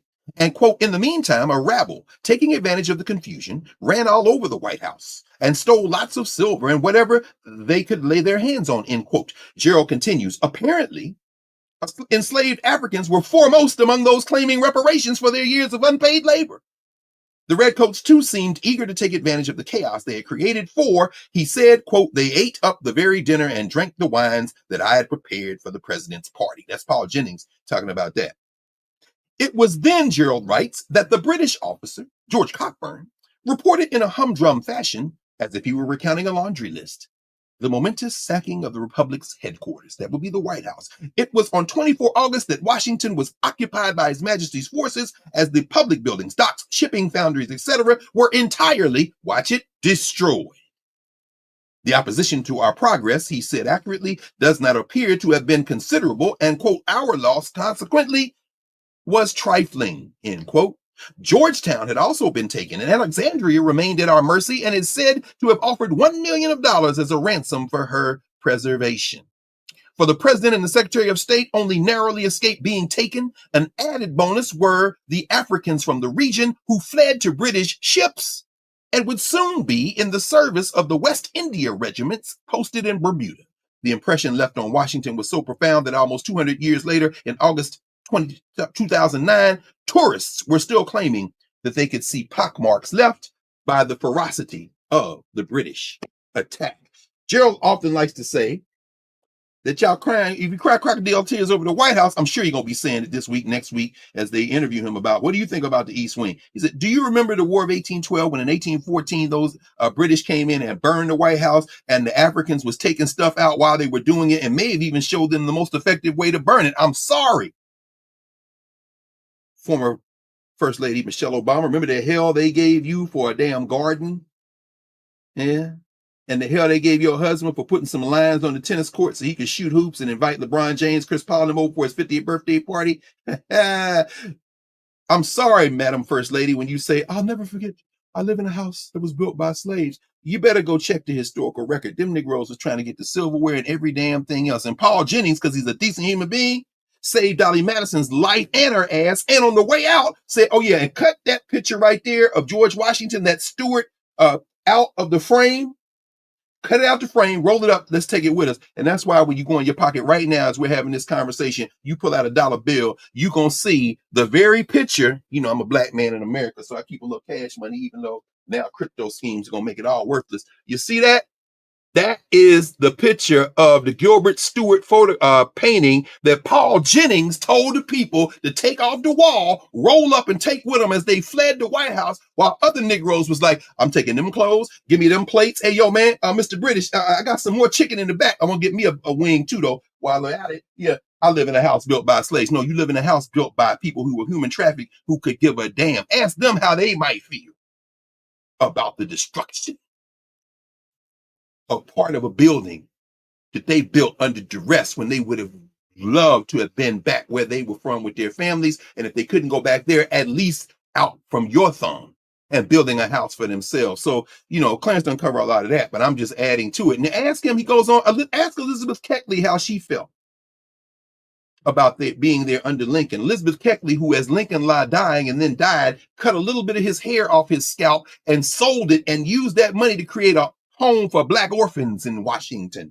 D.C. Read Elizabeth Keckley's memoir on her years in the White House, running up behind, I started to say crazy, but mentally challenged Mary Lincoln as she was making dresses for her. Ask Elizabeth Keckley how she might feel. Ask Booker Washington after he left dinner there. Ask Michelle Obama about it, because they, like I say, she and Sam Cass, the White House chef, remember 2009 when they had that garden, that big garden on part of the 18 private acres, and you could see the East Wing in the background, and here come Melania Trump. Melania did not tear up the garden. She went to the garden and put her red plaid on and said, I too believe in healthy food for children. So they didn't tear up the garden. Oh, but they gave them hell. Melania came in there in 2017. It's important to understand. So this erasure of public memory doesn't have to be permanent, because it never is, as long as you have the momentum of memory. And architecture, as we've just read in the other book, is a text. Architecture is a metaphor for cultural meaning making. It is built environment. It is science and technology. When you read, there's a book called Dream House, the White House as American Home, that walks you through that. In fact, when they finished the new East Wing under Roosevelt, there's a garden over there too. That garden then achieved a symmetry. They wanted the garden on the east to match the garden on the west, and that was the original design of Frederick Law Olmsted Jr., 1902. Perhaps you know the name Olmsted. Yeah, that's the cat that designed Central Park in New York. Washington imagined a plantation-style house. So you got the White House. Madison was in there, the third person to be there after Jefferson, who liked the White House too. Why, it ain't as big as Monticello, which I had my labor build, but what the hell, it's cool. Then Madison gets there, the British come back with a rematch, burn the place. Understand, so when you see propaganda Barbie, Caroline Levitt, with that crucifix around her neck, either in the AI or in the alienated intelligence that she's in the White House briefing room, which, by the way, was put there. I think that was the bowling alley. Was it the bowling alley? Nixon paid over the swimming pool and put in the White House briefing room. Anyway, there have been those changes. She's saying there have been changes all over. There have been changes all over. There have been changes all over. There have been changes all over. There have been changes all over. Yeah, there have been changes all over, and all the presidents did changes. And guess what? Here's one for you. Get rid of the whole damn building. I'm First Nations. I'm indigenous. And as far as I'm concerned, the whole place is a crime scene, Lion Levitt. And that cross around your neck, if indeed there was somebody who walked the earth who hung on a cross like that, he looked like the very people you claim to hate. As Richard Pryor said, what you think is going to happen to them, or George Carlin, when they die and go to heaven and God is black? Yeah. So let's think about this. This building is a metaphor for whoever occupies it. They paid capture the flag. Now these fascists, so they're so in their zeal to create this white fantasy state in their fever dream, they will go so far as to knock down the very thing that would give them any notion of symbolic legitimacy. You tear it down and put a ballroom, you know what you've done? You have taken the next major step toward the inevitability of your end political. Your political end. Winter is coming, my little balding, sad-looking friend. Mr. Vogt. Winter is coming. You tearing down any reason to even pretend as if there is some protocol that you observe. You tore the building down. For a lot of people who are not going to read, don't have the time, trying to bust their ass, or have been alienated from study, they won't get into what we're talking about right now, but they will get into you knock the building down. Damn.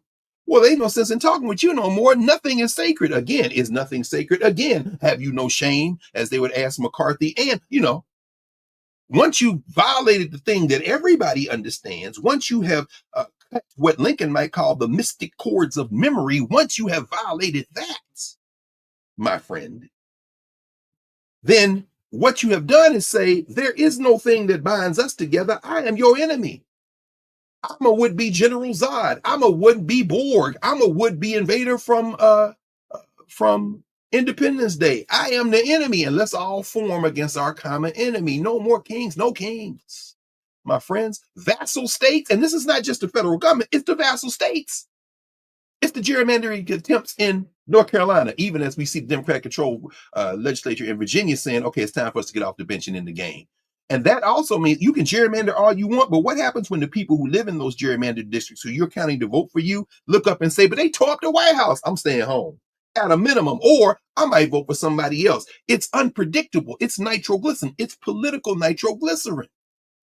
The evisceration of the Voting Rights Act is going to have blowback on you too, Chief. And you think somehow by firing all the inspector generals this week, Trump fired his 17th inspector general, that you can somehow disguise your stench. Well, guess what? Just because you fudge the numbers don't mean the unemployment numbers aren't going up. Just because you claim you're cutting the budget, propaganda Barbie, doesn't mean that you're not spending more, as the news came out this week, that the federal government is actually spending more than this time last year, 4% more, I think, at this point. You got it. In the States, you're seeing people begin to coalesce around not only popular resistance, no kings, marches, and protests. You're seeing state apparatus now being used by people who say, we're going to use this against you. And guess what? That Constitution you claim to love so much not only allows it, it requires it. Go ask Tom Jefferson, who lived in one of them damn plantation houses at Monticello. Master of the mountain, as Henry Weissnick would call him. Ask him what he thought about every so often you got to have a rebellion, perhaps, to keep this blood flowing. Ask that when you hear J.B. Pritzker talk about the Illinois Accountability Commission documenting federal committed crimes, potential state-level Nuremberg trial. Watch about that. Think about the centralization of fascism at the federal level. See, the fascists hate the federal government when they're not in control, love it when they are. These vassal state legislatures like North Carolina, like Alabama, like Louisiana, like Texas, these vassal legislatures, vassal state legislatures like Ohio, they are anti-federalist. If they read the document, they know the document, but they say we caught the car and this is our chance. We are aging cheetahs after all, doping ourselves on gerrymander. And we think if we can just go a little bit longer, and thank you for that contribution as well from the Mbangi from the chat on the YouTube side. Stand still. But while you're standing still, plot your next move. Plot your next move, because they are so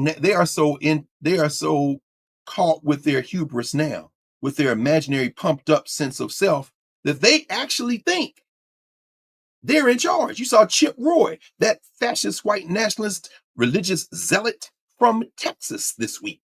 Congressman Roy. You remember him from the fight over the speakership.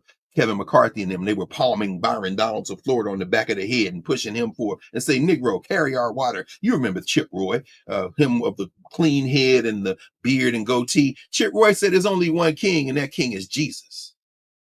So many of us would agree. So many in here are Christians, they would agree, except y'all ain't talking about the same Jesus. Shout out to David Walker. Shout out to Harriet Tubman. You ain't talking about the same Jesus. And that Jesus you talking about, my fascist friend, that Jesus weak as water. Oh, he's weak as water.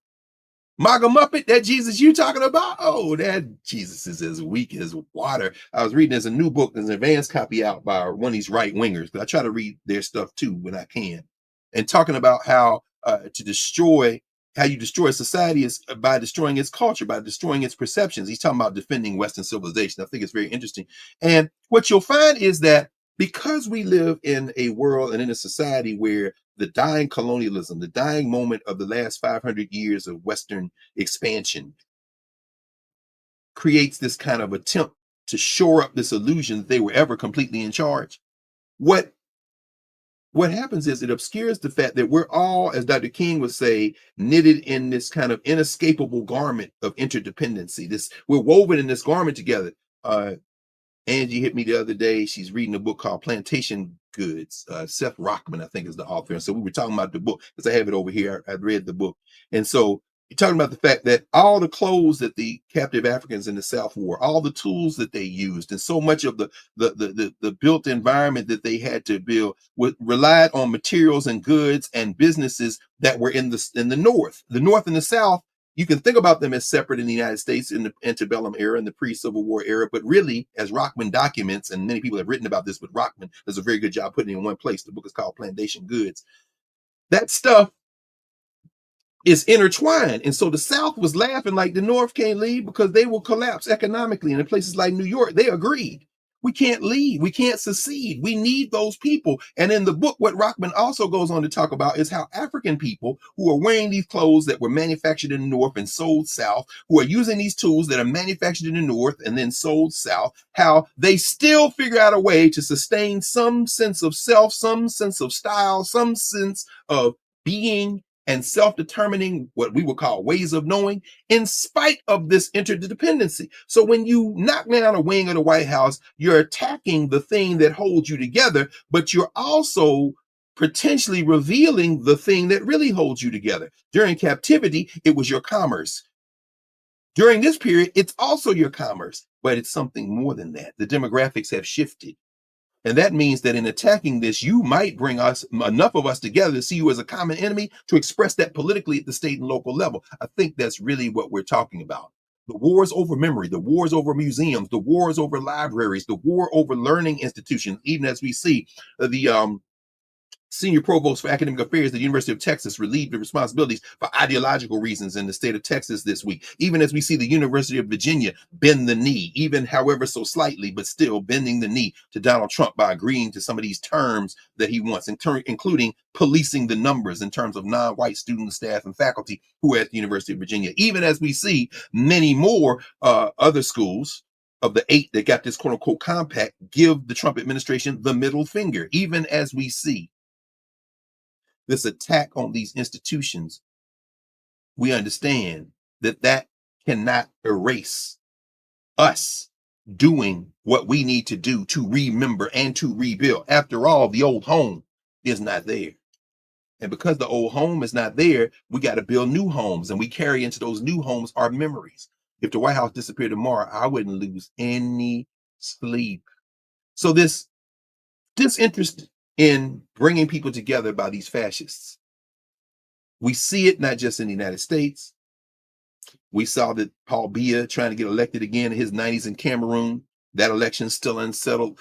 We see the insults to Raila Odinga, the former prime minister of Kenya, whose father was a liberation fighter, and the generational fighter that he was passed on to the son who made transition at 80. We see somebody stood up at Odinga's funeral, a regional politician, and said, yeah, we're glad he's dead. And they got rid of that guy. You got to get out of office. Even if some of us believe what you said, you can't say it in public. After all, some places still have some decency. The coup in Madagascar, the military general appointed a non-military person, a so-called civilian, to be in the role of prime minister last week. Things are changing around the world. We saw the death, of course, of Ms. Rawlings, the first lady of Ghana this week, reminding us that she and her husband came to power. She was the longest serving first lady in the history of Ghana. Her husband, Jerry Rawlings, came to power through a coup and then got elected, So governments come, governments go. But at the end of the day, what we see is that the people ultimately can congeal in enough numbers to push back fascism. We know that that's how the pendulum rocks. So now let me turn to close in a moment just by going through the other conceptual categories very quickly. And we've already started with the governance. Africana governance exists beyond authoritarian control. See, this weakening viability of these white nationalist structures creates new openings for Black political formations. People ask, well, where were all the young people and no kings? You could be asking instead, what am I doing to be in dialogue with young people? I was watching our friend Tiffany Cross and her comrades and colleagues, Angela Rye and Andrew Gillum, and now Bakari Sellers is on their Native Land podcast. And they were in conversation with Lenara McKelvey about anti-intellectualism in African communities here in the United States. And I'm glad that they had that conversation. Tiff was staying 10 toes down on the critique of some of what's going on. When I see Westmore, when I see Andrew Young, when I see politician after politician go on the Breakfast Club, I'm happy that they're in public dialogue, because it's like my man Mark Hill going on Joe Budden podcast. Everybody need to be dialogue with and engaged with, at the same time reinforcing the idea that these are the spaces where we should kind of anchor ourselves in terms of how to go about doing intellectual work, how to go about that. That makes me happy we have this space. I'm going to keep it classy, keep it real, keep it in the spirit of generosity. I'm not attacking any black folk. I don't care if they give me $30 million or $3 or no dollars. So I got to get them $3. I'm not going to attack other black folk. I'm glad to hear Jasmine Crockett in dialogue with our sister Laree. If you hear Laree, great conversation you have with Jasmine Crockett. Stephen A. Smith gonna do what Stephen A. Smith does. So much money, only so much money you can have. Brother, I ain't mad at you. Why would I be mad at you? Because I saw what happened when the people said, you want to jump on the side of the board? You want to jump on the side of General Zod? You want to jump on the side of Donald Trump? You want to pretend like the Epstein files don't matter? Why does that care? I got a life. I don't care. Why does it matter? It doesn't matter. No problem. The people think it matters. And guess what? If it were your daughter or my niece, you would be at war. As my sister Valethia Watkins Beatty often reminds us, that the Watkins would say, rape is not a woman's issue to her family. Rape is a community issue. Sexual violence is a community issue. And so understand that you crossed the line, didn't you? Because the governance structure came for you. So you had to say something. I won't call it an apology. I don't know what you were jumping around trying to do, but I know what motivated you to do it. It ain't the bag, because the bag would probably motivate you to take the opposite thing. Because guess what? You got billionaires write you a check, and as long as you keep doing that. But brother, go with God. We just know that the weakening of these white nationalist structures, tearing down the East Wing of the White House, is a metaphor for the weakening of white nationalism, not for the strengthening of it. You are now forcing a crisis point, an inflection point, and I'm here for it, my friend. No kings is a principle of governance, an attempt to build an overwhelming, what some people in a social structure would call a counter-public, what I would call, from a governance formation, the revelation of the public, of the people, against the illusion that these other people are in control. This political resistance that we're seeing out of judges in San Francisco and the judge in San Francisco and in Illinois, where they telling this guy who's over border patrol, who threw a gas canister last week, you can see it on the video, and they telling him, hey man, you can't do that. He got to go to court next week. Now he could ignore the court, but guess what? You ain't got that kind of muscle yet. When you see this, we understand that in our governance formations, our thought emphasizes responsibility, not submission. And we know that we have power. I want to read you a quote from Marcus Garvey. Garvey gave a speech. This is in the 19-teens. He was here in Washington, D.C. And he announced the creation of our own government, a government for black people, not just in the United States, not just in Jamaica or the rest of the Caribbean. I'm sorry, Trinidad, that y'all just keep carrying water for these people. Not just in Latin America, not just in Africa, but the Africans of the world. This is what he said. He says, Washington, I say to you, awake. He's talking to the Africans in Washington, D.C. at this speech he's giving. Maybe 1917. I don't remember. Washington, World War I's going on. Washington, I say to you. While Garvey is in D.C., this is when Wilson is president. Woodrow Wilson, the one who screened Birth of a Nation in the White House. And after the movie was over, gave a public statement, he being a historian and academic, Princeton University, he said, alas, it is all too true. It is like history written with fire. Man, you MF, go on, tear the place down. I don't care whether it's the old room where you show Birth of a Nation or the one where I saw the remake of Roots at the White House sitting there in the screening room. I don't care. Tear it all down. Build it all up. What does it matter? This is what Garvey says. During the age of Wilson, who continued segregation here in the District of Columbia, he says, Washington, I say to you, awake, because the world of Negroes around you is asserting itself to throw off the yoke of the white man of 300 years. We, in the Convention of August, have elected leaders. I guess it might have been 1920. And on the 1st of November, we will send into the District of Columbia the first Negro ever elected by the Negroes of the United States of America to lead them. In August, we elected the Honorable J.W.H. Eason. As the leader of the 15 million Negroes of America, I can hear Garvey. The leader of the 15 million Negroes of America. You hear him on those recordings, right? Garvey says, Eason has proved to be one of the ablest men of the race, and we will send him up here in November to occupy the Black House of Washington. Garvey says the Black House. Remind me of George Clinton. Paint the White House black. Paint the White House black. Remember him and Ice Cube made that song, right? Cam and all them. He says, and around him we will have men who will be able to rank in the diplomatic circle. Just as the French embassy, they have men. As provisional president of Africa, I hope also in a few months to have a minister plenipotentiary as an ambassador in Washington. We are going to have representatives of the Negro in Washington, but after November, we are going to have a minister plenipotentiary and an ambassador in England, Germany, France, and Italy to protect the rights of the Negro. That's Garvey. Did it happen? No. Did it happen? Absolutely. Red, black, and green. Well, my man Roy Ayers tried to tell you, if you think about it, you know what I mean. Meaning what? We ain't got that yet. Maybe we'll never have it. The AU has diplomatic passports where you can go anywhere in Africa. And they're talking about one day having everybody in Africa having that passport. And then we're the sixth region, meaning the diaspora. Maybe one day we get that passport. We can build toward that. But I tell you what we have right now, as we sit here, as we begin to close here in this space week after week, in Nubia every day, and Knarrative with the archive and everything around it, and in all the other spaces that are similar or that need to be connected. You know what we have? We have something in the governance formation we might call a network. And you can tear as many buildings down as you want, baby. But understand that we have already established, which is why Professor Hunter, week after week, day after day, you talk about these things and bring people into dialogue who know about pieces so that we can find each other and connect. We have not only the capacity, we already have some examples, and ultimately together we can have the vision. Maybe tearing the whole White House down would take away the obstruction in our view so that we can see.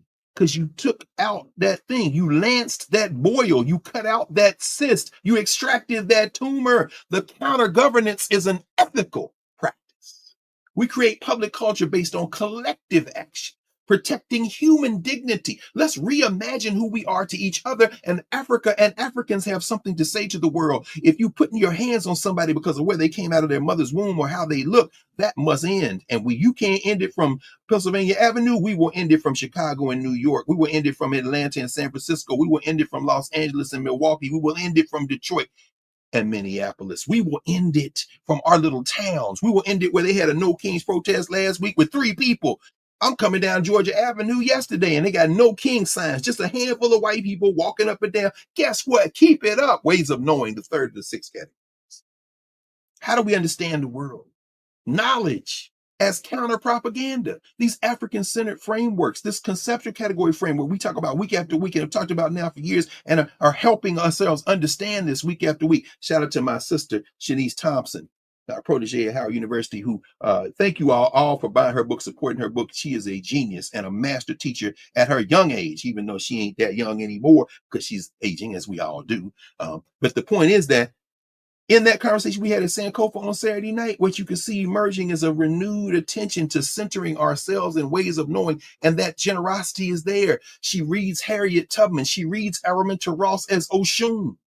Oshun in the water. You read Etta Field's Black Book Combi, which I keep up there, of course, that Akanke talked about on Sunday at Harriet Tubman Center, Akanke, Washington. Oshun as water, as a river who leads us to freedom. Well, guess what? That river runs through nature. It don't run through 1600 Pennsylvania Avenue. Can the destruction of a physical facade trigger the removal of obstructions to seeing the underlying truth? You tear down a building, okay, intellectual and artistic interpretations are very important to understand in that. In our built environments, we have places that we hold sacred. The White House ain't one of them, the historical lessons. Understand that there have been moments when the attack on symbols has engendered something else.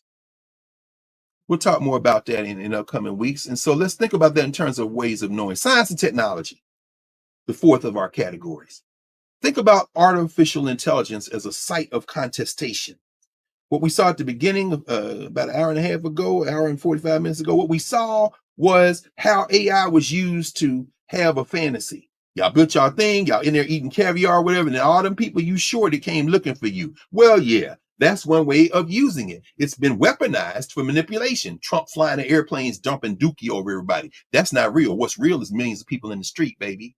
And millions and millions and millions and more going to the ballot box, whether it be a special election in Tennessee for the 7th congressional district, which might flip before the midterms, whether it be even as you trying to gerrymander everywhere, it's very clear who's going to be the governor of Virginia, whether her politics are completely aligned with ours or not. Hey, Spamberger is better than the alternative, and that alternative comes in black skin. Just so happens to what happens with the attorney general race. That depends on how many people decide they want to go out and vote. Because you got a whole MAGA man running on one side, and you got another dude who shouldn't have been texting about killing people on the other side. But in terms of his politics and his record, he's clearly going to serve you better. And clearly, there are no rules in this country when it comes to talking about you going to kill people. Are there, Stephen Miller? There are no rules when it comes to talking about violence against people. Are there, Caroline Levitt? There certainly aren't any rules. Are they, Mr. Trump, as the sun goes down and your brain dissembles a little bit more, and you say, I'm not going to ask nobody for nothing. I'm just going to kill them. So since there are no rules, certainly we're not going to listen to open fascists try to hold some kind of somebody to a moral standard. The science and technology, AI imagining of a post-Trump era reveals metaphors of infestation and occupation and resistance and transformation. The cultural tech of imagery and film. I don't care if it's Planet of the Apes. I don't care whether it's Superman. I don't care whether it's Independence Day and governance formations, or I don't care whether it's Sinners. Was the juke joint their White House? And did its destruction ultimately mean the end of the dream? No. The Kuglers are very clear. Ryan Coogler, people from Mississippi, from Africa by way of Mississippi, then to the Bay. The old home is not there. But in this film, I can remind everyone of the homes they still hold sacred, even as the physical one that you dreamt of coming to burned. It's very important to understand the use of science and technology. There is no Superman coming. It's got to be us. So the disintegration of the national concept then bespeaks a moment where we can use this science and technology to build something that has always been there, but we need to strengthen, which is the connection to each other. The fifth of the six conceptual categories, cultural meaning making. We've already talked about that in some ways. The signs of the reality peeking out from under the facade are evident in the cultural meaning making of resistance. Why do you make a movie like House of Dynamite if you don't want people to really think about the fact that all of this could go away in a flash, in an instant? Peace is a question of culture. Peace is a question of survival, not a question of technology. Peace is a question of culture. Culture as art, filmmakers and poets and musicians must think and renew the idea of community, the idea of beauty, the idea of aspiring to something different. This is the good sister Ashley Jones, who one day I'm going to Alabama. I'm going to meet Ashley Jones. We've corresponded. I love her poetry. This is her latest book of poetry, Lullaby for the Grieving. Is that do one more show and tell? Man, her poems are so heavy.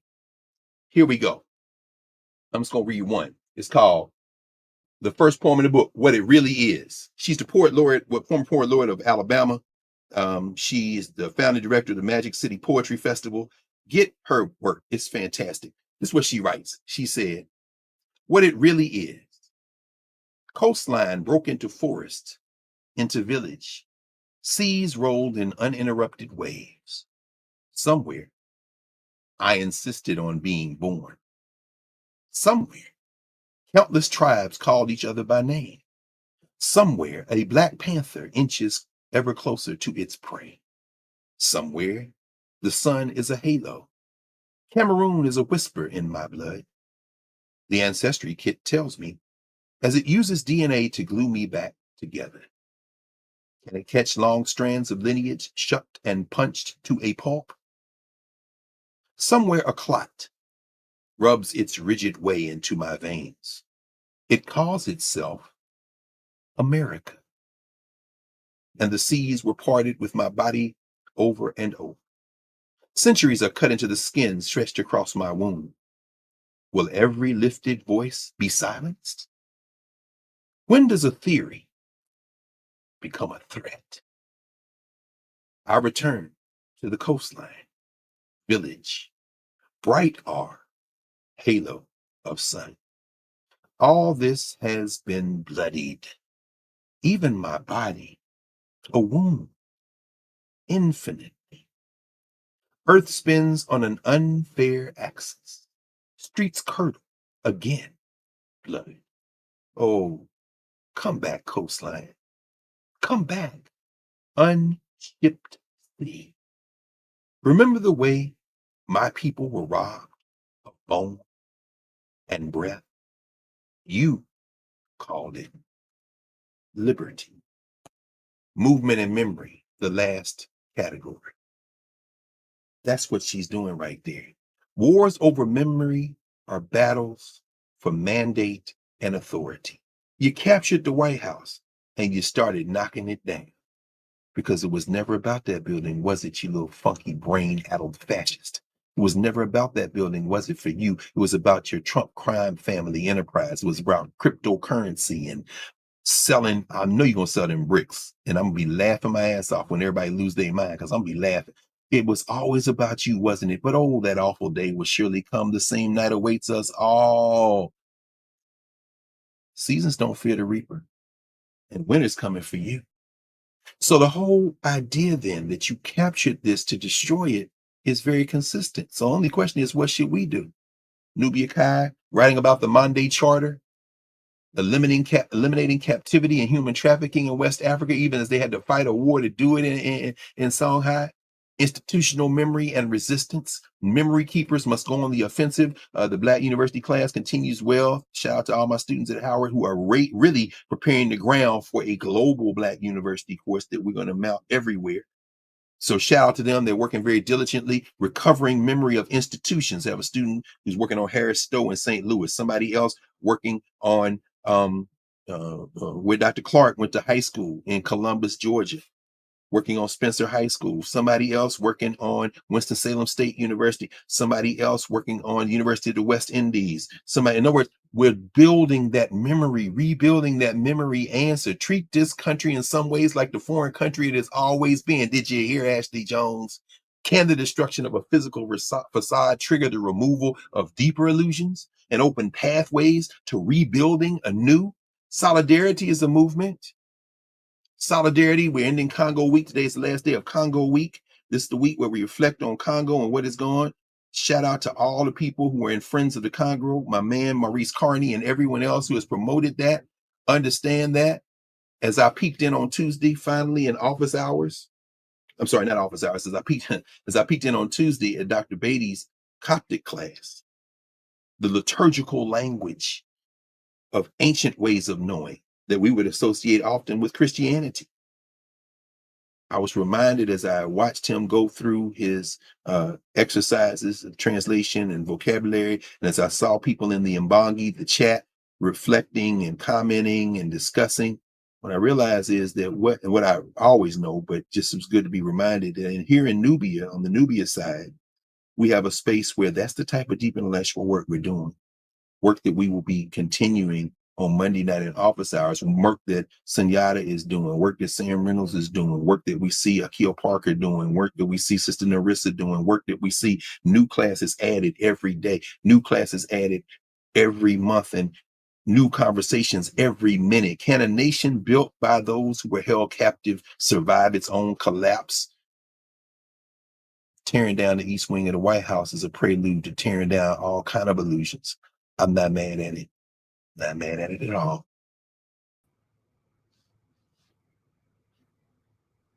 When I see that echo, why does that happen? When I I see don't know. Sunday, the nearly 55 people coming in for a ritual, grown people, for a rites of passage with Dr. Daniel Black, it has been absolutely transformative. And then Tuesday night, Chelsea Elliott is leading families in this journey of expression and emotions with their children. So you see parents and children, fathers and mothers, and the babies and the teenagers talking with each other and sharing their fears and also the things that they want to work on. I'm reminded, Dr. Carr, that again, but for the thing that you talked about with the dynamite, We got this. And it's this ritual, 294 going on 295 consecutive Saturdays, and then some in between. And then what sprung out of that, because I also dipped into Dr. Beatty's class last week. No, I mean, it's incredible when you think about it. And this didn't exist 5-6 years ago. So I want to thank you. Everybody's like, oh, thank you for creating. No, you created it by showing up. Y'all showed up and said you wanted it. And then Dr. Carr and all of the generous teachers that would teach if nobody was there, they just keep coming. So I want to just thank you, because this wouldn't be possible if you didn't say yes.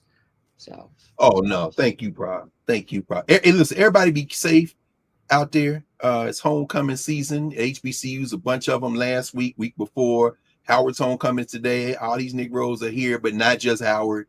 Howard plays Morgan today. Clark Atlanta, shout out to the Panthers of Clark Atlanta. Lincoln Lions, Pennsylvania. My man Makola Abdullah, president of Virginia State. Their homecoming today. Savannah State, Wiley College, Norfolk, Behold the Green and Gold, North Carolina Central, Bethune-Cookman today, Prairie View. Prof, I just think about it because I think about you being in New York with Nina and all those kids from where. I mean, on these campuses this week, last week, the week before, next week, most of the people who come didn't go to school at them places. We have our places, y'all. You know what I'm saying? So what you're describing in the rites of passage, what you're describing in the family, the intergenerational conversations, we are so blessed. And yes, we all thank each other for showing up, but we thank you for saying, because somebody has to put the pieces together. That's you. That's what, look, Edison had a light bulb, it was cool, but Latimer was like, dude, you got to have some filament to keep the damn light on. You the filament, you know what I'm saying? Without the filament, you got a burst of light here, a burst of light there. Hold on. Let me put this in. Now, to be the filament, like Thor in Endgame, you got to hold the pieces together because it's going to get hot as hell. It take a special kind of person to be the filament, because the filament has to conduct, has to be the conduit for the energy. So what I'm saying to you in this moment is this: as people are convened all over the country, all over the world, and as we have a space here to make each other aware of it, let me say this to you in front of everybody and for perpetuity, and to everybody who is here. We must continue to surround you and lift you, support you, not only materially, but spiritually, even as we fortify each other, because what you're made of enables the rest of this to continue. And that requires fortification. It requires prayer. It requires checking on you. It requires not only how are you doing, but how can I help? It requires answering that question before it's even asked. And you've made it possible for a very simple way to do that. You know, we know Carl's father made transition, our brother Carl Renato, who was a warrior in Chicago and beyond, an advisor to everybody from Jesse Jackson and Al Sharpton to all kind of local community groups, an artist in his own right in music, in art and drama. So we know that in those moments you feel low, and then you realize we're all headed toward our ancestors, and we have to remind ourselves of that, and also remind ourselves that Carl's father joins your father, joins my father, joins our people, and that we're all headed back toward them. And in the meantime, we must take care of each other. As Asada would say, we must love and protect each other. And so we love and protect you. And thank you for this space. Ashe. Ashe. Thank you. Ashe. We'll see y'all. Bye. Thank you.